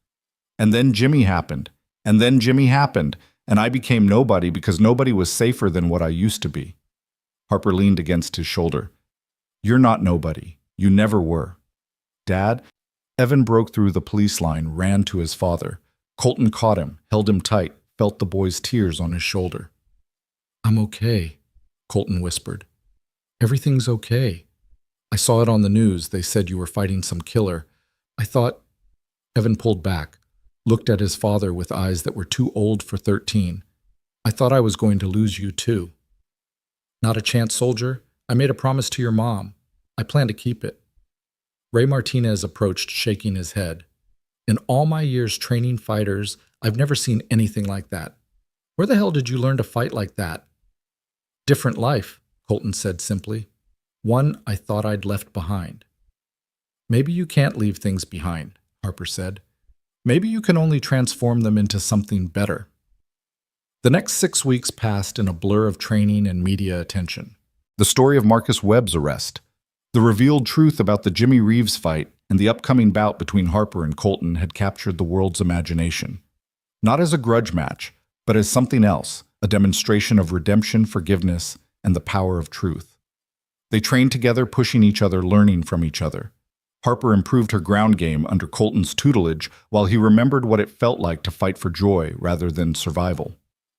Evan was there every day after school, wrapping hands, holding pads, becoming part of something larger than himself. Jimmy Reeves became a regular presence, using his platform to tell the truth about that night 12 years ago. The Boxing Commission reopened the investigation, several officials were indicted, and Colton's name was officially cleared. 3 days before the fight, Sarah Kim released her documentary. The security footage she'd obtained showed everything Marcus paying off officials. Jimmy's coach injecting him with a cocktail of drugs, the referee deliberately ignoring obvious signs of distress. But more importantly, it showed Colton's face in those final moments, the anguish of a man forced to make an impossible choice. "You saved my life," Jimmy said at the premiere, addressing Colton publicly for the first time. "You sacrificed everything to save someone who didn't deserve it. I can never repay that, but I can try to make it right." The night of the fight, Madison Square Garden was electric. 20,000 people packed the arena, with millions more watching worldwide. The purse had grown to 15 million, with both fighters pledging their shares to the Second Chance Foundation. In the locker room, Colton sat with Evan, both of them quiet. "You nervous?" Evan asked. "Terrified," Colton admitted. "Why? You've beaten her before." "This is different. This isn't about winning or losing. It's about showing the world that enemies can become allies, that the past doesn't have to define the future." He looked at his son. "It's about showing you that your dad is more than his mistakes." "I already know that," Evan said simply. "I've always known that." Harper appeared in the doorway wearing her fight gear. "They're ready for us." The walk to the ring was surreal. The crowd was on its feet cheering for both of them, understanding that they were witnessing something unique. This wasn't about violence or dominance, it was about closure. They met in the center of the ring, the referee between them. "I want a clean fight," he said. "Protect yourselves at all times. Touch gloves." They did, and Harper whispered, "Thank you." "For what?" "For coming back, for fighting, for showing me who you really are." The bell rang and they began to move. But this wasn't the desperate survival of their first encounter, or the brutal violence of the warehouse. This was art. Two masters demonstrating their craft, pushing each other, elevating each other. Harper's strikes were crisp, precise, beautiful. Colton's movement was liquid ghost-like, living up to his old nickname. They traded combinations that had the crowd gasping, grappling exchanges that showed technical mastery, moments of pure athletic brilliance that transcended sport. In the third round, Harper caught Colton with a combination that sent him to the canvas. The crowd held its breath as he got up, smiling, nodding his appreciation. In the fifth, Colton demonstrated a throw that put Harper on her back, but he helped her up immediately, both of them grinning. By the eighth round, they were both exhausted, bloody, exhilarated. The crowd was chanting both their names, understanding they were witnessing something special. "You could end this," Harper gasped during a clinch. "You're holding back." "So are you," Colton replied. "We both are. Because this isn't about ending anything. It's about beginning." The final round was a war. They held nothing back, trading strikes with bad intentions, neither willing to give an inch. When the final bell rang, they were holding each other up, foreheads pressed together, both laughing and crying simultaneously. The judge's decision was split a draw. The crowd erupted, understanding it was the only possible outcome. There was no loser tonight, only winners. As they raised each other's hands in the center of the ring, Colton saw Evan in the front row, tears streaming down his face, proud beyond words. He saw Ray Martinez nodding approval. Jimmy Reeves actually standing, supported by advanced prosthetics he'd been afraid to try until now, and applauding. "What now?" Harper asked, both of them battered but triumphant. "Now we build something," Colton said. "The foundation. A place where fighters can be safe, where truth matters more than money, where second chances are real. Together. Together." 6 months later, the Second Chance Foundation opened its doors in a renovated warehouse, not the one where violence had nearly destroyed them, but one where it would be transformed into protection. The gym was state-of-the-art with medical staff, counselors, and trainers who understood that fighting was about more than winning. Evan was one of the first students learning not just how to fight, but when not to. Harper taught classes for abuse survivors, showing them how strength came in many forms. Colton worked with veterans, people like himself, who'd seen too much violence and needed to find peace within it. Marcus Webb was convicted on multiple charges, sentenced to 20 years. Victor surprisingly applied to be an instructor at the foundation. "I was warrior in wrong war," he said simply. "Now I fight for right things." They gave him a chance. Second chances were what they were about after all. One evening, as the sun set over the city, Colton stood on the roof of the foundation building watching the kids train in the courtyard below. Harper joined him, as she often did these days. "Any regrets?" she asked. "About the fight? The past everything? Any of it?" Colton thought for a moment. "No. Every mistake, every hard choice, every moment of pain, it all led here. Led to this." He gestured at the thriving foundation below. "Led to us." Harper took his hand, a gesture that had become natural over the months. The ghost and the hurricane. "Who would have thought?" "Mom would have," Evan said, appearing beside them with his training gear. "She always said Dad would find his way back to the light. Just needed the right person to show him the path." "And you think I'm that person?" Harper asked. "I think you both are," Evan said. "For each other."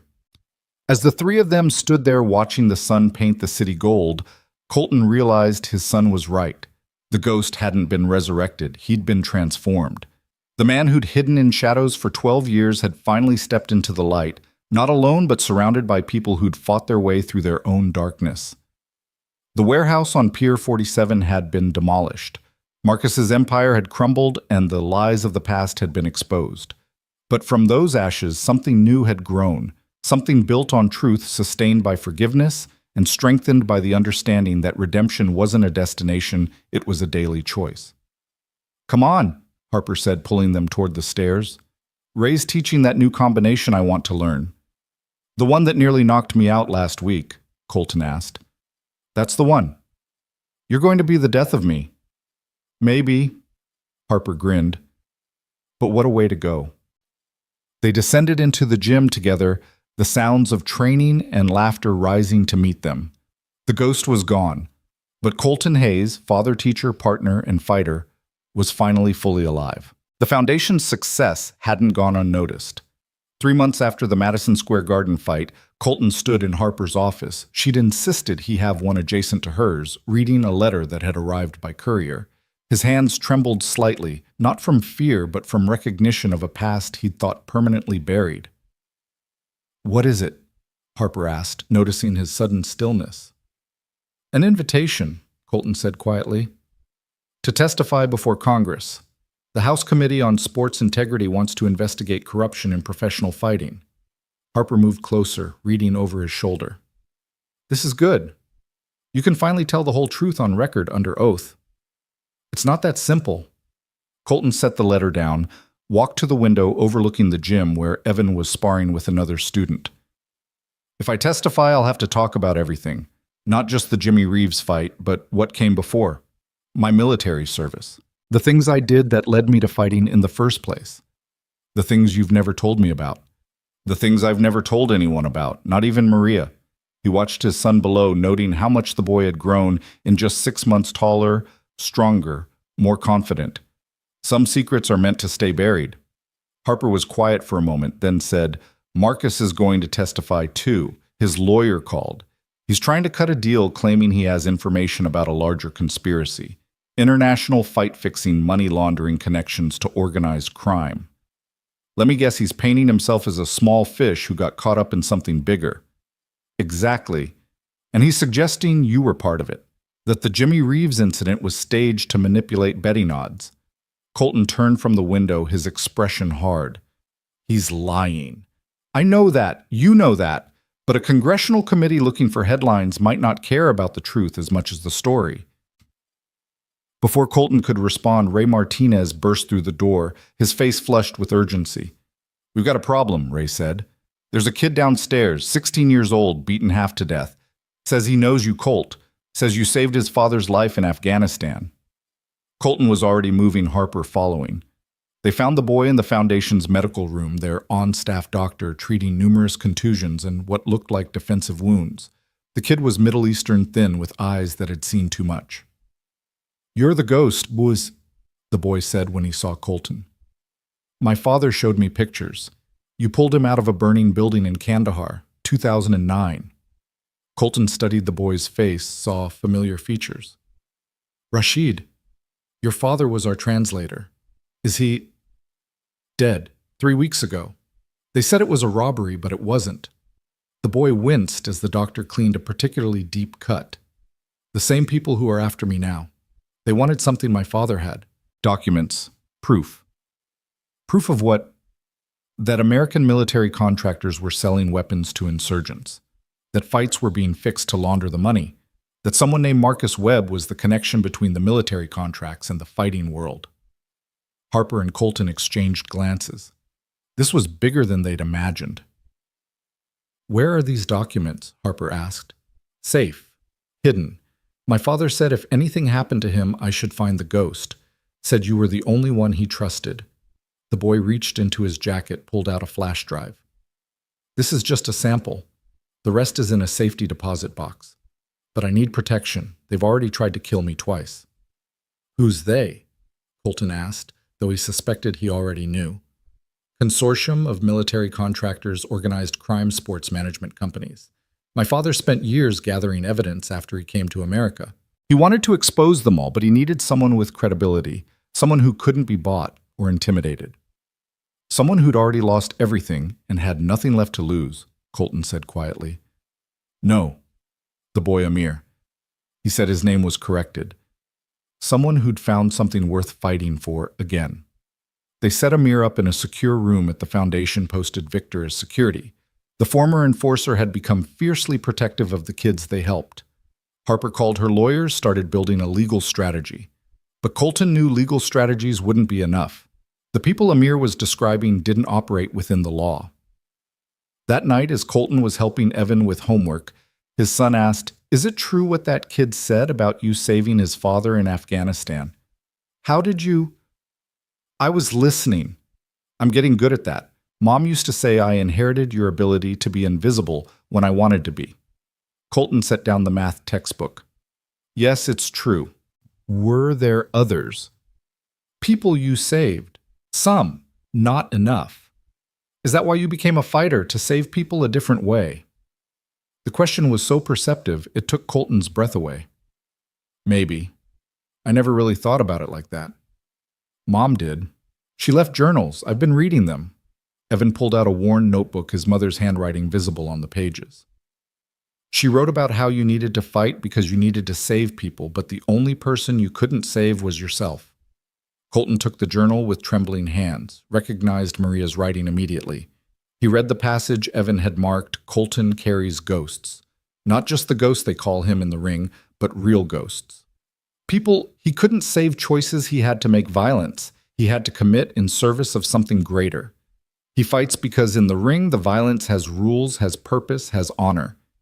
It's his way of making peace with the chaos he's seen. I pray that one day he finds actual peace, not just the temporary kind that comes between bells. "She understood you," Evan said simply. "Better than you understood yourself." "She always did." Colton handed back the journal. "Your mother was the smartest person I ever knew. Harper's smart too." "Yes, she is. She looks at you the way Mom used to, like she sees all of you, not just the parts you show the world." Before Colton could respond to that observation, his phone rang. Unknown number, but something made him answer. "Hello, Ghost." The voice was electronically distorted, impossible to identify. "You have something that belongs to us." "I have a lot of things. You'll need to be more specific." "The boy. Amir. He has property that was stolen from legitimate businesses." "You mean evidence of crimes that you'd rather keep hidden?" "Semantics. Here's what's going to happen. You're going to deliver the boy and all copies of his father's documents to us. In exchange, we'll ensure your congressional testimony goes smoothly. Marcus Webb will recant his accusations. Your son will receive a full scholarship to any university he chooses. And if I refuse, then the world learns about Operation Sandstorm, about the village, about the 15 civilians who died because Sergeant Colton Hayes made a judgment call." Colton's blood turned to ice. That mission was classified beyond classified. The fact that these people knew about it meant they had connections at the highest levels of government. "You have 48 hours, the voice continued. "We'll be in touch with delivery instructions." The line went dead. Colton stood there, phone in hand, feeling the past crashing over him like a tide. Evan was watching him with concern. "Dad, what's wrong?" "Nothing I can't handle." Colton lied. "Finish your homework. I need to talk to Harper." He found her in the gym working the heavy bag with the intensity that suggested she was working through her own demons. She'd changed since the fight, become harder and softer, simultaneously harder, toward those who threatened what they'd built, softer, toward those who needed help. "We need to talk," he said. She stopped punching, turned to him, saw something in his face. "What happened?" He told her about the call, about Operation Sandstorm, about the choice he was being forced to make. Harper listened without interrupting, then said, "Tell me about the village." "It was supposed to be a simple extraction, get our translator's family out before the Taliban found them. But we had bad intel. The village was already occupied. We had to make a choice, abort and let our allies die, or fight through and risk civilian casualties." "You fought through." "I made the call to fight through. 15 civilians died in the crossfire. Women, children. The official report blamed the Taliban, said they used human shields. But I gave the order.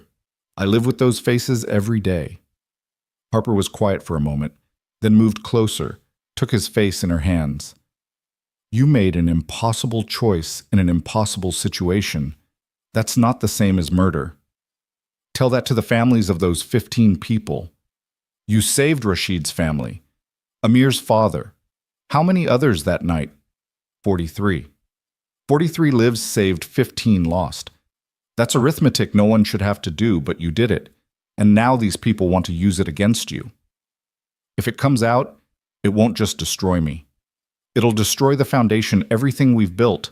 Everyone associated with us will be tainted. Then we don't let it come out. Harper's eyes were fierce. We fight, not in a ring with rules, but the way they're fighting. Dirty. Harper. No, listen to me. I've spent my entire corporate career dealing with people like this. They think they're untouchable because they have money and connections and secrets. But everyone has vulnerabilities. Everyone has something they don't want exposed. She pulled out her phone, started making calls. Within an hour, her office was filled with people lawyers, private investigators, a cybersecurity expert who looked like he was still in college, but who Harper assured was the best in the business. Here's what we know. Harper addressed the room like a general preparing for war. Someone is trying to blackmail Colton into surrendering evidence of military contractor corruption. They have classified information they shouldn't have. That means someone in the government is feeding them intel. I can trace the call, Spar, the cybersecurity expert said. If they contact him again, I can track them. They'll use burner phones, anonymous servers, one of the investigators said. Doesn't matter. Everyone makes mistakes, leaves digital footprints. The kid was already typing on his laptop. I just need one mistake. What about protection for Amir? Colton asked. Already arranged, Harper said. I've hired a private security firm. Former Special Forces people Ray vouched for. They're setting up a perimeter now. And the documents? We make copies, lots of copies. Send them to journalists, law enforcement agencies, congressional offices. Make it impossible to suppress. If we do that, they'll release the information about Operation Sandstorm. Harper looked at him steadily. Then we get ahead of it. You tell your story first. Control the narrative. I can't. You can. You've been carrying this alone for too long. It's time to let others help carry it. The next morning, Colton woke to find Evan already up dressed in his training gear. Early session, Colton asked. No, I'm coming with you. Coming where? To the congressional hearing. Mom always said we face things as a family. We're family, right? Evan, this could get ugly. The things they might say about me. I don't care what they say. I care about the truth. And the truth is my dad is a hero even if he doesn't see it himself. 2 days later, they sat in a congressional hearing room that felt more like a coliseum. Cameras lined the walls, reporters packed the gallery, and the committee members sat elevated above everyone else like judges at a trial. Marcus was there in an orange jumpsuit and shackles flanked by federal marshals. He caught Colton's eye, smirked. He still thought he had cards to play. Committee Chairman Harrison, a senator with presidential ambitions and a hunger for headlines, called the hearing to order. We're here today to investigate corruption in professional fighting, specifically the incident 12 years ago involving Mr. Colton Hayes and Mr. Jimmy Reeves, as well as broader allegations of fight fixing and money laundering. He looked directly at Colton. Mr. Hayes, you've been called the Ghost, a fighter who disappeared after allegedly causing permanent injury to another fighter. Today we want the truth, the whole truth. Colton leaned into the microphone. The truth, Senator, is more complex than what fits in a headline. Then enlighten us. Colton began to speak, telling the story not just of that night 12 years ago, but of everything that led to it. His military service, the impossible choices, the transition to fighting as a way to find peace. He talked about Maria, about raising Evan alone, about choosing to become invisible to protect his son from his past. When he got to the night of the Jimmy Reeves fight, he didn't hold back. He described the drugs, the corruption, the moment when he realized Jimmy would die if the fight continued. I had seconds to make a choice, Colton said. Let him die a hero in the ring or save his life in a way that would end his career. I chose life. I'd make the same choice again. Even knowing what it cost you, Senator Harrison asked, especially knowing what it cost me, because I'm sitting here today able to look my son in the eye. Jimmy Reeves is alive, walking again, thanks to new technology, running a gym where he helps young fighters. That's worth more than any reputation. Mr. Webb has suggested you were part of a larger conspiracy, the senator said. That the fight was fixed. Mr. Webb is trying to save himself by destroying others. It's what he's always done. Marcus stood up suddenly, despite his lawyer's attempts to stop him. Tell them about Operation Sandstorm Ghost. Tell them about the village. The room erupted in confusion. Senator Harrison banged his gavel for order. What's Operation Sandstorm? The senator demanded.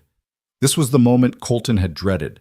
But as he looked at Harper in the gallery, at Evan beside her, at Ray and Jimmy, and even Victor, who'd come to support him, he realized he wasn't alone anymore. Operation Sandstorm was a classified military operation in Afghanistan, Colton said clearly. I was the sergeant in charge of an extraction mission that went wrong. 15 civilians died. I've carried that guilt for 16 years. You murdered civilians, Marcus shouted. This is your hero, a killer.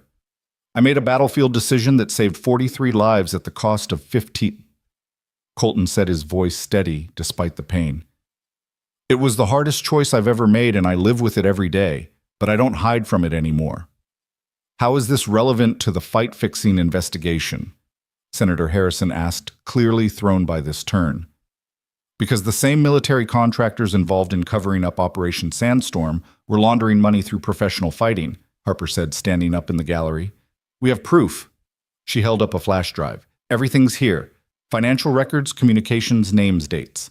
The conspiracy, Mr. Webb, was part of goes all the way to Pentagon procurement offices. You can't introduce evidence from the gallery, the senator began. I can, if I'm a witness, Harper said. I'm Harper Lane, CEO of Apex Industries. I'm also the woman who fought Colton Hayes 6 months ago, and I'm here to testify that everything he said is true. The hearing devolved into chaos. Marcus was screaming about deals and immunity. Reporters were shouting questions. The committee members were arguing among themselves. Through it all, Colton sat quietly feeling something he hadn't experienced in years. Peace. The secrets were out. All of them. And he was still standing. The hearing was recessed, but the damage was done. Within hours, the story was everywhere. Not just about the fight fixing, but about Operation Sandstorm, about Colton's past, about the conspiracy that connected military contractors to organized crime to professional sports.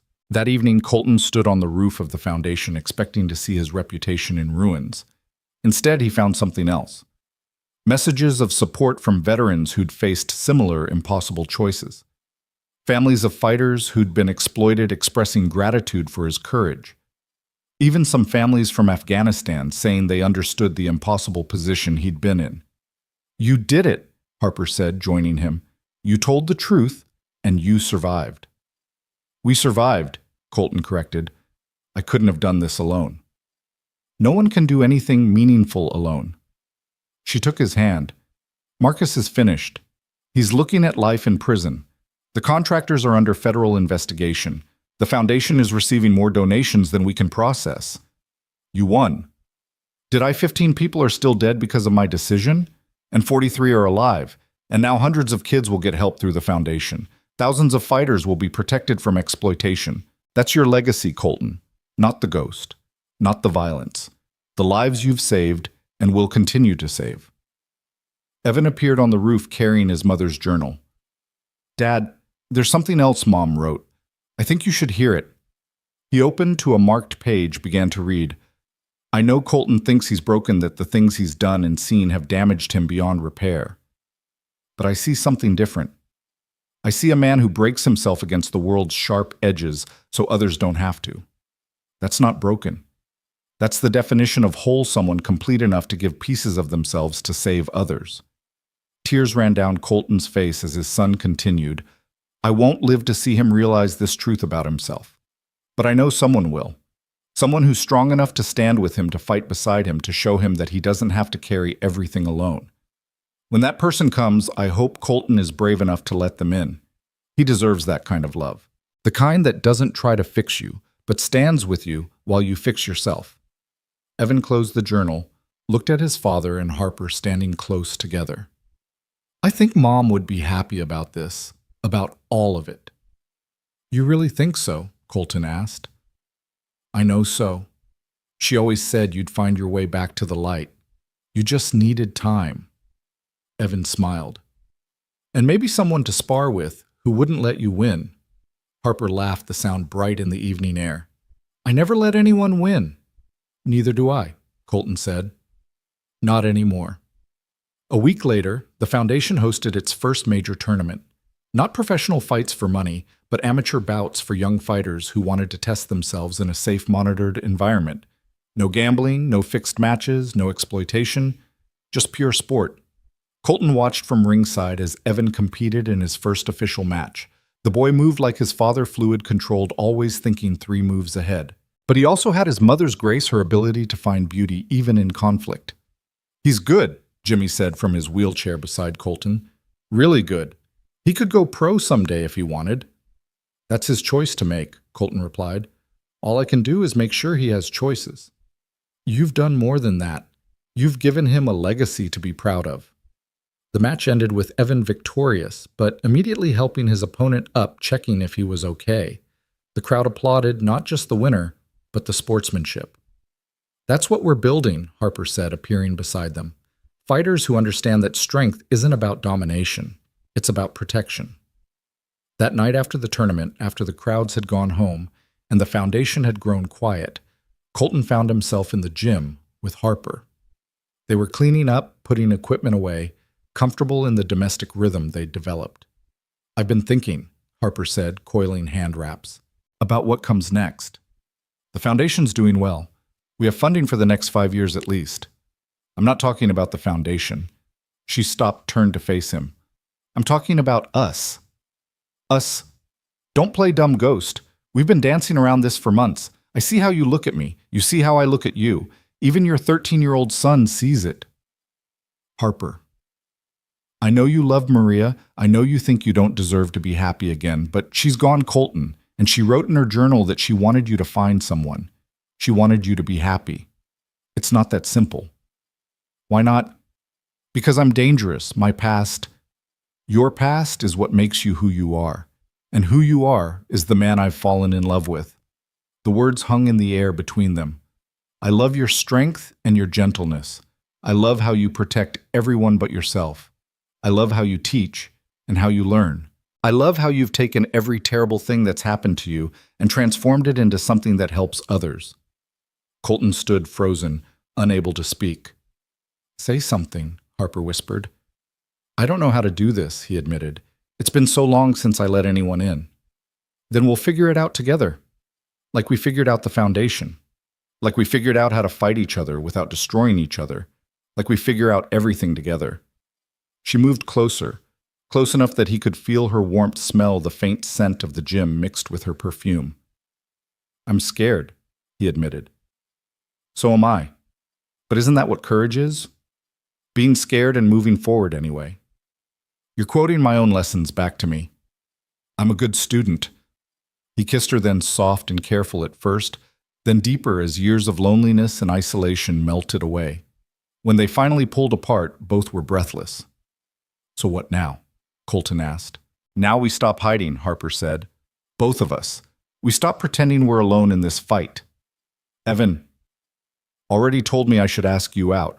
His exact words were, my dad's clueless about everything except fighting, so you'll have to make the first move. Colton laughed. Really laughed for the first time in years. That sounds like him. He also said his mom would approve. That she'd want you to be happy. She would, Colton agreed. She always saw the best in people, even when they couldn't see it in themselves. Then let's honor that. Let's be our best selves, not for her, but for us, for Evan, for all the kids we're helping, for the future we're building. As they stood there in the empty gym, surrounded by the equipment of their trade, the tools of violence transformed into instruments of growth. Colton realized that the ghost truly was dead. Not destroyed, but transformed into something better. Colton Hayes, father, teacher, partner, and yes, fighter, had finally found what he'd been searching for without knowing it. Not redemption that had come through truth, not forgiveness that had come through understanding, but connection. The kind that doesn't break under pressure but gets stronger. The kind that takes 2 fighters and makes them a team. There's something else, Harper said. The Congressional Committee wants us to testify again, together this time, about the foundation, about how we're working to clean up the sport. Next month. But this time, we're not defending ourselves. We're on the attack. We're going after everyone who profits from exploiting fighters. That's a lot of enemies to make. Good thing we're fighters, then. Good thing we're together, Colton corrected. Harper smiled that fierce expression that had first caught his attention in the atrium months ago. They won't know what hit them. The congressional hearing room felt different this time. Where before it had been a battlefield, now it was a stage for something unprecedented. Colton sat beside Harper at the witness table, their hands briefly touching beneath the polished wood, a gesture invisible to the cameras but grounding for both of them. The past month had been a whirlwind of preparation, investigation, and most surprisingly, the delicate navigation of their new relationship under the watchful eye of a 13-year-old who seemed to find the whole thing both amusing and overdue. Senator Harrison gavelled the session to order, his expression considerably less hostile than it had been at the previous hearing. The exposure of the conspiracy had made headlines for weeks, and public opinion had shifted dramatically in Colton's favor. Mr. Hayes, Ms. Lane, the senator began, you've submitted extensive documentation about corruption in professional fighting. The committee has reviewed your evidence. It's comprehensive. Comprehensive is one word for it, Harper replied. Damning would be another. She opened a folder, pulled out a photograph. This is Tommy Suarez, 17 years old, died in an unsanctioned fight in Newark 3 months ago. His corner knew he had a brain bleed from a previous fight, but sent him out anyway because they had money on him losing in the 3rd round. That's murder, Senator Morrison from Texas said. That's business as usual in certain circles, Colton interjected. Tommy's just one of dozens we've documented. Kids pushed into fights they're not ready for, veterans with traumatic brain injuries being exploited for underground matches, fighters drugged without their knowledge to affect outcomes. And you're proposing what exactly? Harrison asked. Federal oversight, Harper said. Not just for professional boxing and MMA, but for all combat sports. Mandatory medical screenings, financial transparency, and harsh penalties for fight fixing. The athletic commissions are compromised, Colton cut in. We have evidence that 7 state commissioners have taken bribes in the last 5 years alone. The system is broken from the inside. A door at the back of the room opened, and Marcus Webb was brought in, still in custody, but scheduled to testify as part of his plea deal. He looked smaller somehow, his expensive suit replaced by a federal jumpsuit, his arrogance dimmed but not extinguished. Mr. Webb, Harrison addressed him, you've agreed to testify about your involvement in exchange for a reduced sentence. I have, Marcus said, his voice lacking its usual confidence. But I wanted on record that I was a small part of a much larger machine. How convenient, Harper murmured loud enough for the microphones to catch. Marcus's eyes flashed with his old venom. You want to know the truth? Fine. The fight game is worth billions globally. Not just the legal fights, the underground circuits, the money laundering, the gambling. You think what I did was bad. I was middle management at best. Then tell us about upper management, Harrison prompted. Marcus glanced nervously around the room, as if expecting someone to silence him. There's a syndicate. They call themselves the Circuit. Former military intelligence operatives, billionaire investors. They own fighters like livestock trade, then breed them, dispose of them when they're no longer profitable. That's quite an accusation, Senator Morrison said. Do you have proof? I have names, Marcus said. Dates, financial records. But if I give them to you, I'm a dead man. You're already a dead man walking, Colton said quietly. The only question is whether your death means something. The room fell silent. Marcus stared at Colton, something shifting in his expression. You really believe in this redemption nonsense, don't you? Marcus asked. This idea that people can change, start over, be better. I have to, Colton replied. Otherwise, what was it all for? Marcus was quiet for a long moment, then pulled out a piece of paper he'd hidden in his jumpsuit. These are the names, the real players. But once I give you this, I need protection. Real protection, not just federal custody. Harper took the paper, scanned it, her face paling. She passed it to Colton, who recognized several names, military contractors he'd encountered in Afghanistan, casino owners, even a federal judge. This is going to start a war, Harper said. Then we'd better be ready to fight, Colton replied. The hearing continued for 3 more hours, with Marcus revealing detail after detail of the corruption network. By the end, even the skeptical committee members looked shaken. When they finally recessed, Colton felt like he'd gone 12 rounds with a heavyweight. Outside the Capitol, reporters swarmed them. Mr. Hayes, Ms. Lane, are you concerned about retaliation? How deep does this conspiracy go? Is it true you two are romantically involved? That last question made them both pause. They hadn't publicly acknowledged their relationship, trying to keep focus on the foundation and the investigation. But Harper, never one to back down from a challenge, took Colton's hand in full view of the cameras. Yes, she said simply. We're together. We found each other through conflict, built something through understanding, and now we're partners in every sense of the word. From enemies to lovers, Mom, a reporter said. That's quite a story. It's not a story, Colton said. It's our life. And right now our life is dedicated to protecting fighters and exposing those who exploit them. They pushed through the crowd to a waiting car where Evan sat in the back seat, having watched the hearing on his phone. You guys killed it, he said. Marcus looked like he was about to wet himself. Language, Colton said automatically. That's not even a bad word. It's the intent that matters, Harper said, but she was smiling. Though you're not wrong about Marcus. As they drove back to New York, Colton's phone rang. The number was unknown, but something about it felt familiar. Yeah, Sergeant Hayes. The voice was older, gravelly, but Colton recognized it immediately. General Morrison, his former commanding officer. General? It's been a long time. Too long. I watched your testimony. Both of them. You did good, son. I told the truth. That's what I mean. The truth about Sandstorm, about all of it. That took courage. Or stupidity. Same thing sometimes. Listen, Colton, the names Marcus gave up, some of them are connected to people I've been investigating for years. Military contractors who've been selling weapons to both sides of conflicts using fight circuits to launder the money. How can I help? You already are. That foundation of yours is becoming a safe harbor for fighters who want out of the circuit. Keep doing what you're doing. Build it bigger. Make it a beacon. That's the plan. Good. And Colton, I'm proud of you. You found a way to serve without the uniform. That's rare. After the general hung up, Colton sat in thoughtful silence. Harper squeezed his hand. Heavy news. Maybe. Or maybe an opportunity.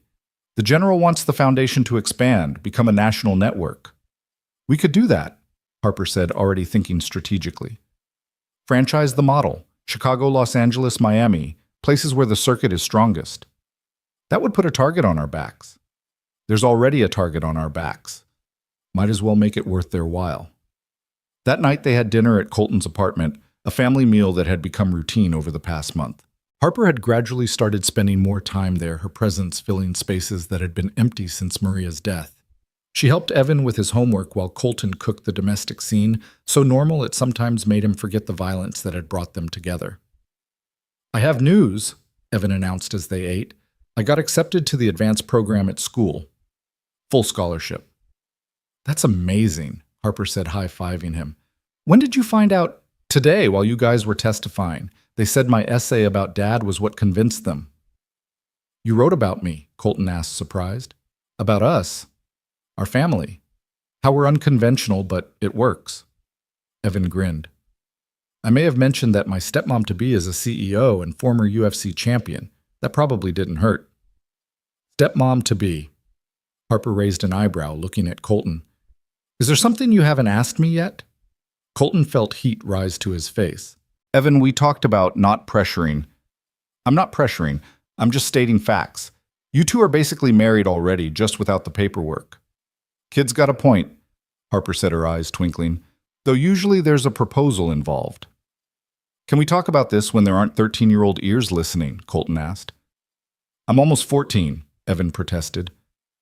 And Mom always said you were terrible at romantic stuff. She said you proposed to her while fixing a leaky pipe. That's not entirely accurate, Colton said weakly. Was there a pipe involved? Harper asked, amused. There might have been. And was it leaking? Everything was leaking in that apartment. They laughed, the sound filling the small space with warmth. Later, after Evan had gone to bed, Colton and Harper sat on the fire escape, looking out at the city lights. He's not wrong, you know, Harper said. About us being basically married. I know. So why haven't you asked? Colton was quiet for a moment. Because I'm scared. Not of commitment, I'm already committed to you completely. But marriage, I had that with Maria. It was perfect until it wasn't, until cancer took her. I don't know if I can survive losing someone like that again. Harper turned to face him, her expression serious. You think I'm not scared? I've never had what you had with Maria. Never let anyone that close. My whole life has been about control, about winning, about being untouchable. But you touched me anyway. You got past every defense I had. You got past mine too. Then maybe that's enough.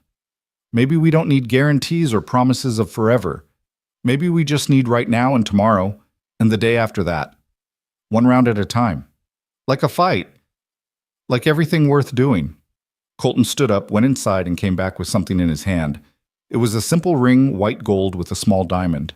This was Maria's mother's, he said. Maria wore it until she told me to give it to someone who would understand that love isn't about perfect safety. It's about choosing to risk everything for something extraordinary. Harper looked at the ring, then at Colton. Are you asking? I'm asking. Harper Lane, will you marry me?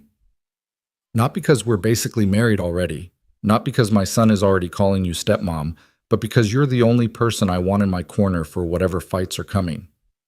Yes, she said simply, letting him slide the ring onto her finger. But I have conditions. Of course you do. The wedding is at the foundation. Our kids train as ring bearers, all of them, every kid in the program who wants to participate. And Jimmy Reeves is your best man. Jimmy, you saved his life. He's walking again because you inspired him to try the new prosthetics. That circle needs to close. Who's your maid of honor, Seth? Evan. He's not a maid. Then he'll be my person of honor. He's the one who kept telling me his dad was clueless, and I needed to make a move. They kissed on the fire escape, the city spread below them like a glittering promise. Inside, unknown to them, Evan watched from his bedroom window, smiling. He pulled out his mother's journal, turned to a blank page, and wrote, Mom, Dad found her. The one you said would come. She's everything you said. She'd be strong enough to stand with him, brave enough to fight beside him, smart enough to see through his walls. I think you would have liked her. I think you would have been friends. And I think you'd be happy that we're a family again. Different from before, but whole. The next morning brought chaos. The names Marcus had revealed had leaked to the press, and the circuit was retaliating. 3 foundation locations received bomb threats. A drive-by shooting targeted the New York gym, though no one was hurt. Harper's car was vandalized with a simple message, stop or burn. They're scared, Harper said, surveying the damage. Good. This is escalating, Ray warned. Maybe we should back off, let the feds handle it. The feds have been handling it for years, Colton replied. Nothing changed until we started pushing. What do you want to do? Victor asked. He'd become the Foundation's head of security, his past making him uniquely qualified to anticipate threats. We push harder, Harper said.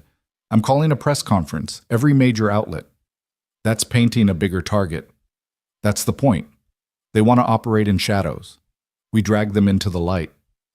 The press conference was held at the Foundation with dozens of young fighters standing behind them as Harper and Colton spoke. The visual was powerful, 2 champions protecting the next generation.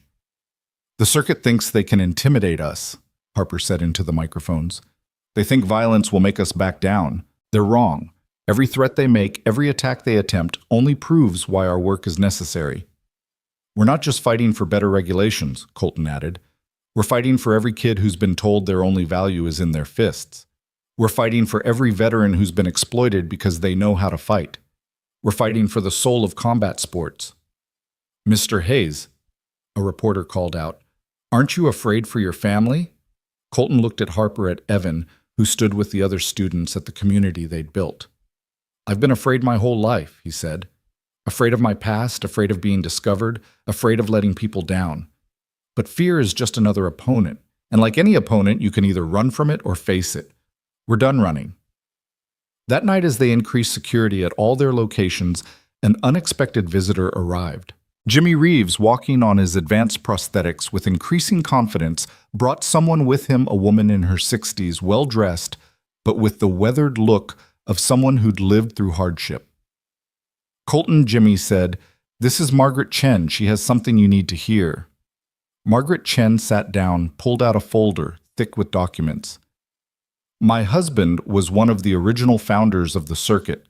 He died 5 years ago, but not before telling me everything. I've been waiting for someone brave enough to stand up to them." She spread the documents on the table, financial records, meeting minutes, even photographs. "This goes back 30 years, she said.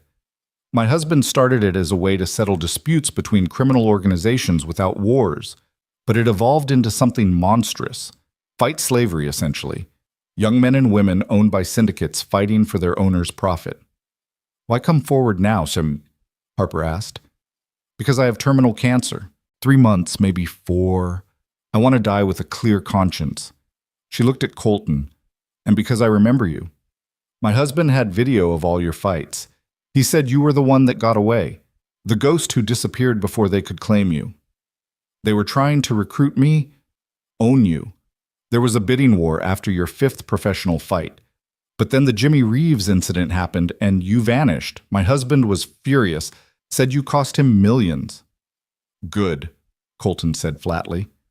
Margaret smiled. "Yes, good. But now they're coming for you again. The circuit doesn't like loose ends, and you've become more than that. You've become a threat to their entire operation." "Then we'd better make sure we win," Harper said. Over the next week, they worked with federal prosecutors to build cases against circuit members. Margaret Chen's documents were a roadmap to decades of crime. But the circuit wasn't passive. They struck back hard. Victor was attacked outside his apartment, managing to fight off 3 assailants, but ending up hospitalized with a broken arm and concussion. 2 foundation gyms were torched in the night. And then came the personal blow. Evan's school received a credible threat that forced them to send all students home. "They're trying to isolate us," Harper said, pacing the apartment where they'd all gathered for safety. "Make us afraid to leave, afraid to continue." "It's working," Evan said quietly. "Kids are scared to come to the foundation. Parents are pulling them out of programs." "Then we need to hit back," Colton said. "But not with violence. That's their game." "What do you suggest?" Colton pulled out his phone, made a call. "General Morrison, it's time for that favor you offered." Within 24 hours, the Foundation had new protection off-duty military personnel veterans who believed in their mission. The circuit had expected them to fold under pressure. Instead, they expanded. "We're opening 10 new locations," Harper announced at another press conference, this time with General Morrison and several congressmen standing beside them. "Every threat against us results in us growing stronger. Every attack proves why we're necessary." The circuit's response came that night. Not through violence this time, but through a message delivered by a well-dressed lawyer who appeared at their door. "My clients wish to propose a meeting," he said, handing over an envelope. "Neutral ground. They want to discuss terms." "Terms of surrender?" Harper asked. "Terms of coexistence. They recognize that you've won the public relations battle. They're willing to make concessions." "We don't negotiate with criminals," Colton said. "Everyone negotiates eventually, Mr. Hayes. The question is whether you do it before or after more people get hurt." The lawyer looked pointedly at Evan. "Young people especially." After he left, they debated late into the night. "It could be a trap," Victor said, his arm still in a sling. "Everything's a trap," Ray countered. "But sometimes you spring it anyway just to see what happens." "I say we go," Jimmy said. "But we go prepared. Wired for sound backup, ready, everything documented." "It's too dangerous," Colton said, looking at Harper. "I won't risk—" "You won't risk me," Harper interrupted. "I'm not Maria Colton. I'm not fragile. I'm your partner in this and everything else. We go together or not at all." The meeting was set for neutral ground, a conference room in a Manhattan hotel, lawyers present on both sides. The circuit sent 3 representatives, all men in expensive suits who looked like they'd never thrown a punch, but had ordered plenty of them thrown. "Mr. Hayes, Ms. Lane," the lead representative, introducing himself only as Smith, began. "You've caused significant disruption to long-standing business arrangements." "Criminal arrangements," Harper corrected. "That's a matter of perspective. What we propose is simple.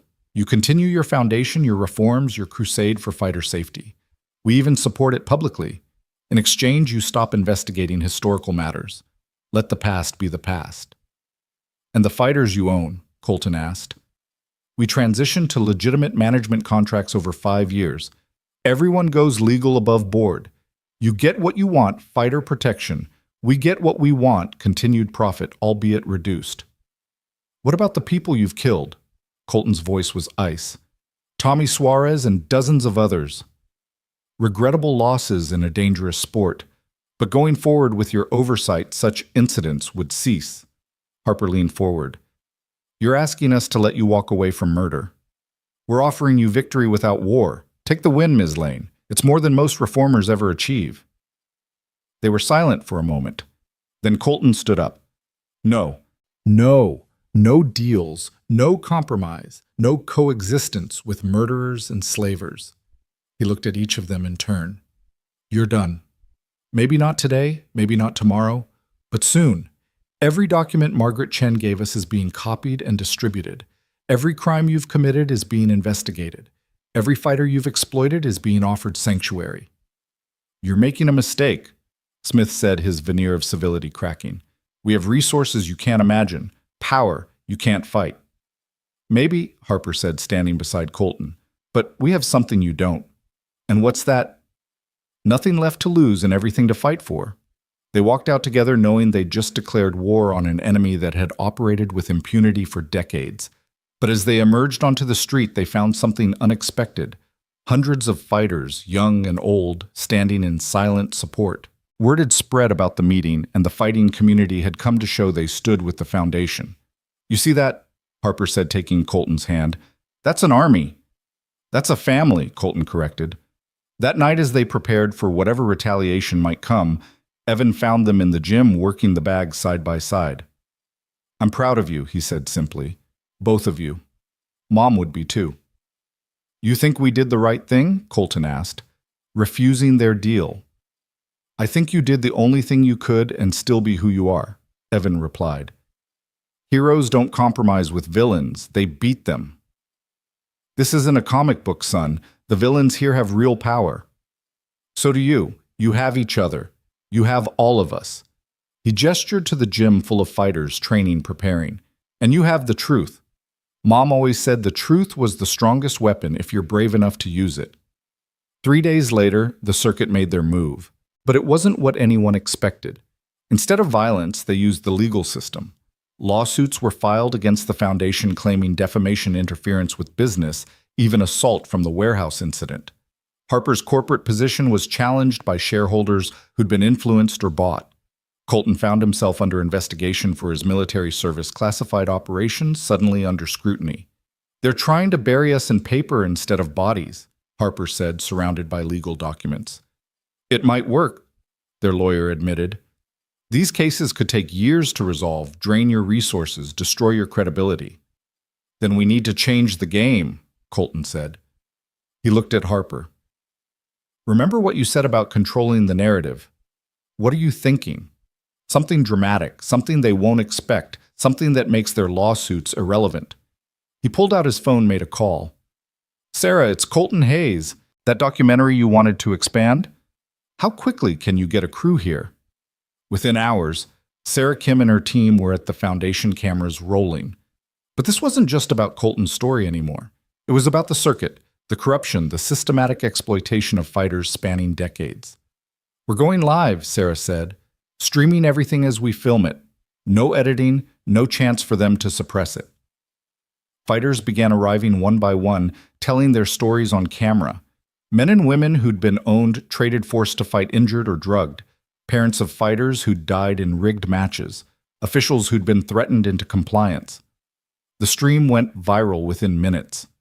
Millions watched as the truth poured out, unfiltered and undeniable. Harper used her corporate connections to ensure major media picked it up. General Morrison appeared on screen confirming the military connections to the circuit. But the most powerful moment came when Jimmy Reeves wheeled himself in front of the camera. He'd deliberately chosen the wheelchair over his prosthetics for this. 12 years ago, I nearly died in a boxing ring because my coach pumped me full of drugs and sent me out to be slaughtered for money he said clearly.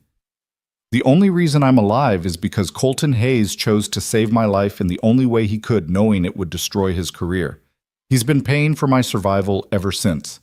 It's time that debt was cleared. The stream continued for 12 hours straight. By the end, the circuit's lawsuits were meaningless. Public opinion had turned into a tidal wave. Prosecutors who'd been hesitant now had political cover to act. Arrests began within days. Smith, the circuit's representative, was taken into custody at his country club. Others fled the country. Some facing life in prison began cooperating with authorities, revealing even deeper layers of corruption. A month later, Colton stood in the rebuilt gym watching Evan teaching a class of younger students. The boy had become an instructor, passing on not just techniques but philosophy, that strength meant protection, not domination. "He's good," Harper said, joining him. "Natural teacher like his father. Like his stepmother, too. You handled those corporate sharks trying to oust you like a champion. They never stood a chance. Hard to argue with a CEO whose company stock has risen 40% due to positive publicity from her reform efforts. So we won. This round, there'll be others. The circuit is broken, but there'll always be people trying to exploit fighters. The work doesn't end." "I'm okay with that," Colton said. "Fighting the good fight for the rest of my life with you. That sounds like victory to me." "Speaking of the rest of our lives," Harper said, "we should probably actually plan this wedding Evan's been telling everyone about." "Simple ceremony." Harper laughed. "Have you met me? I want the works. Every fighter we've helped, every kid in the program, everyone who stood with us. We're going to show the world what victory looks like. That could be hundreds of people. Thousands if I have my way." She kissed him. "We spent so long fighting each other, then fighting together. Now I want to celebrate together." The wedding took place 3 months later in the foundation's main gym, transformed into something magical. Lights strung like stars, the ring converted into an altar, hundreds of chairs filled with fighters, families, supporters, and surprisingly, some former enemies who'd chosen redemption over resistance. Victor stood as one of Colton's groomsmen, his scarred face showing a rare smile. Ray Martinez officiated, having gotten ordained online specifically for this. Jimmy Reeves gave a best man speech that had everyone in tears talking about second chances and the courage to save someone even when it costs everything. But the moment that everyone remembered was when Evan stood to give his speech as Harper's person of honor. 3 years ago, my dad was invisible. He chose to be nobody to protect me from his past. Then Harper saw him. Really saw him and refused to let him hide. She fought him, challenged him, and finally stood beside him. My mom once wrote that Dad would find someone strong enough to stand with him while he fixed himself. She was right. Harper. Thank you for bringing my dad back to life. Dad, thank you for being brave enough to let her. And Mom, wherever you are, thank you for believing this day would come. As Colton and Harper exchanged vows in the ring where they'd first fought, surrounded by people they'd saved and who'd saved them in return, the transformation was complete. The ghost was gone, but what had emerged was something more powerful. A man who'd faced his past, a woman who'd found her match, and a family forged in conflict but sustained by love. "You may kiss the bride," Ray announced. They did, and the gym erupted in cheers that could be heard blocks away. As they walked back down the aisle, Harper whispered in Colton's ear, "Ready for the next fight." "With you," he replied. "Always." The reception was held in the courtyard they'd built behind the foundation under stars and strings of lights. Fighters sparred in exhibition matches, kids performed demonstrations, and stories were shared of lives changed by the Second Chance Foundation. As the evening wound down, Colton found himself on the roof, where so many important moments had happened. Harper joined him, still in her wedding dress, but having traded her heels for boxing boots. "No regrets?" she asked, echoing her question from months ago. "None. You? Just one. I wish we'd found each other sooner. We found each other when we were ready, when we could see past the fight to what really mattered. And what's that? Connection, purpose, love." He pulled her close. "The understanding that we're stronger together than apart." "The ghost and the hurricane," Harper mused. "Sounds like a bad superhero movie. Or a great love story. Our love story." They stood there looking out over the city, over the foundation they'd built, the community they'd created, the future they'd fight for together. Below, music still played, laughter still echoed, and fighters still trained not for violence or money, but for the discipline and strength that would carry them through whatever battles life brought. "Your mom was right," Harper said suddenly. "About what?" "In her journal. She wrote that you'd find your way back to the light, that someone would help you get there. She was usually right about things. Think she knew it would be like this, that you'd go from janitor to warrior to reformer to husband again?" Colton thought about Maria, about her unwavering faith even as cancer took her strength, about her insistence that he keep fighting, keep protecting, keep believing in second chances. "I think she knew I'd find my way," he said, "and that I'd find someone who wouldn't let me give up, someone who'd fight beside me, not just for me. Then I hope I'm living up to her expectations." "You're exceeding them," Colton said. "We both are." As they headed back down to their wedding reception, to their son, to their community, to their future, Colton realized the truth of his words. They had exceeded every expectation, their own, others, even fates. Two fighters who'd found in each other not an opponent to defeat, but a partner to stand with against whatever came next. The ghost was truly dead. But Colton Hayes, husband, father, teacher, protector, and fighter for justice, was fully, brilliantly, defiantly alive. And beside him stood Harper Lane, wife, mentor, warrior, and CEO, equally alive and ready for whatever battle came next.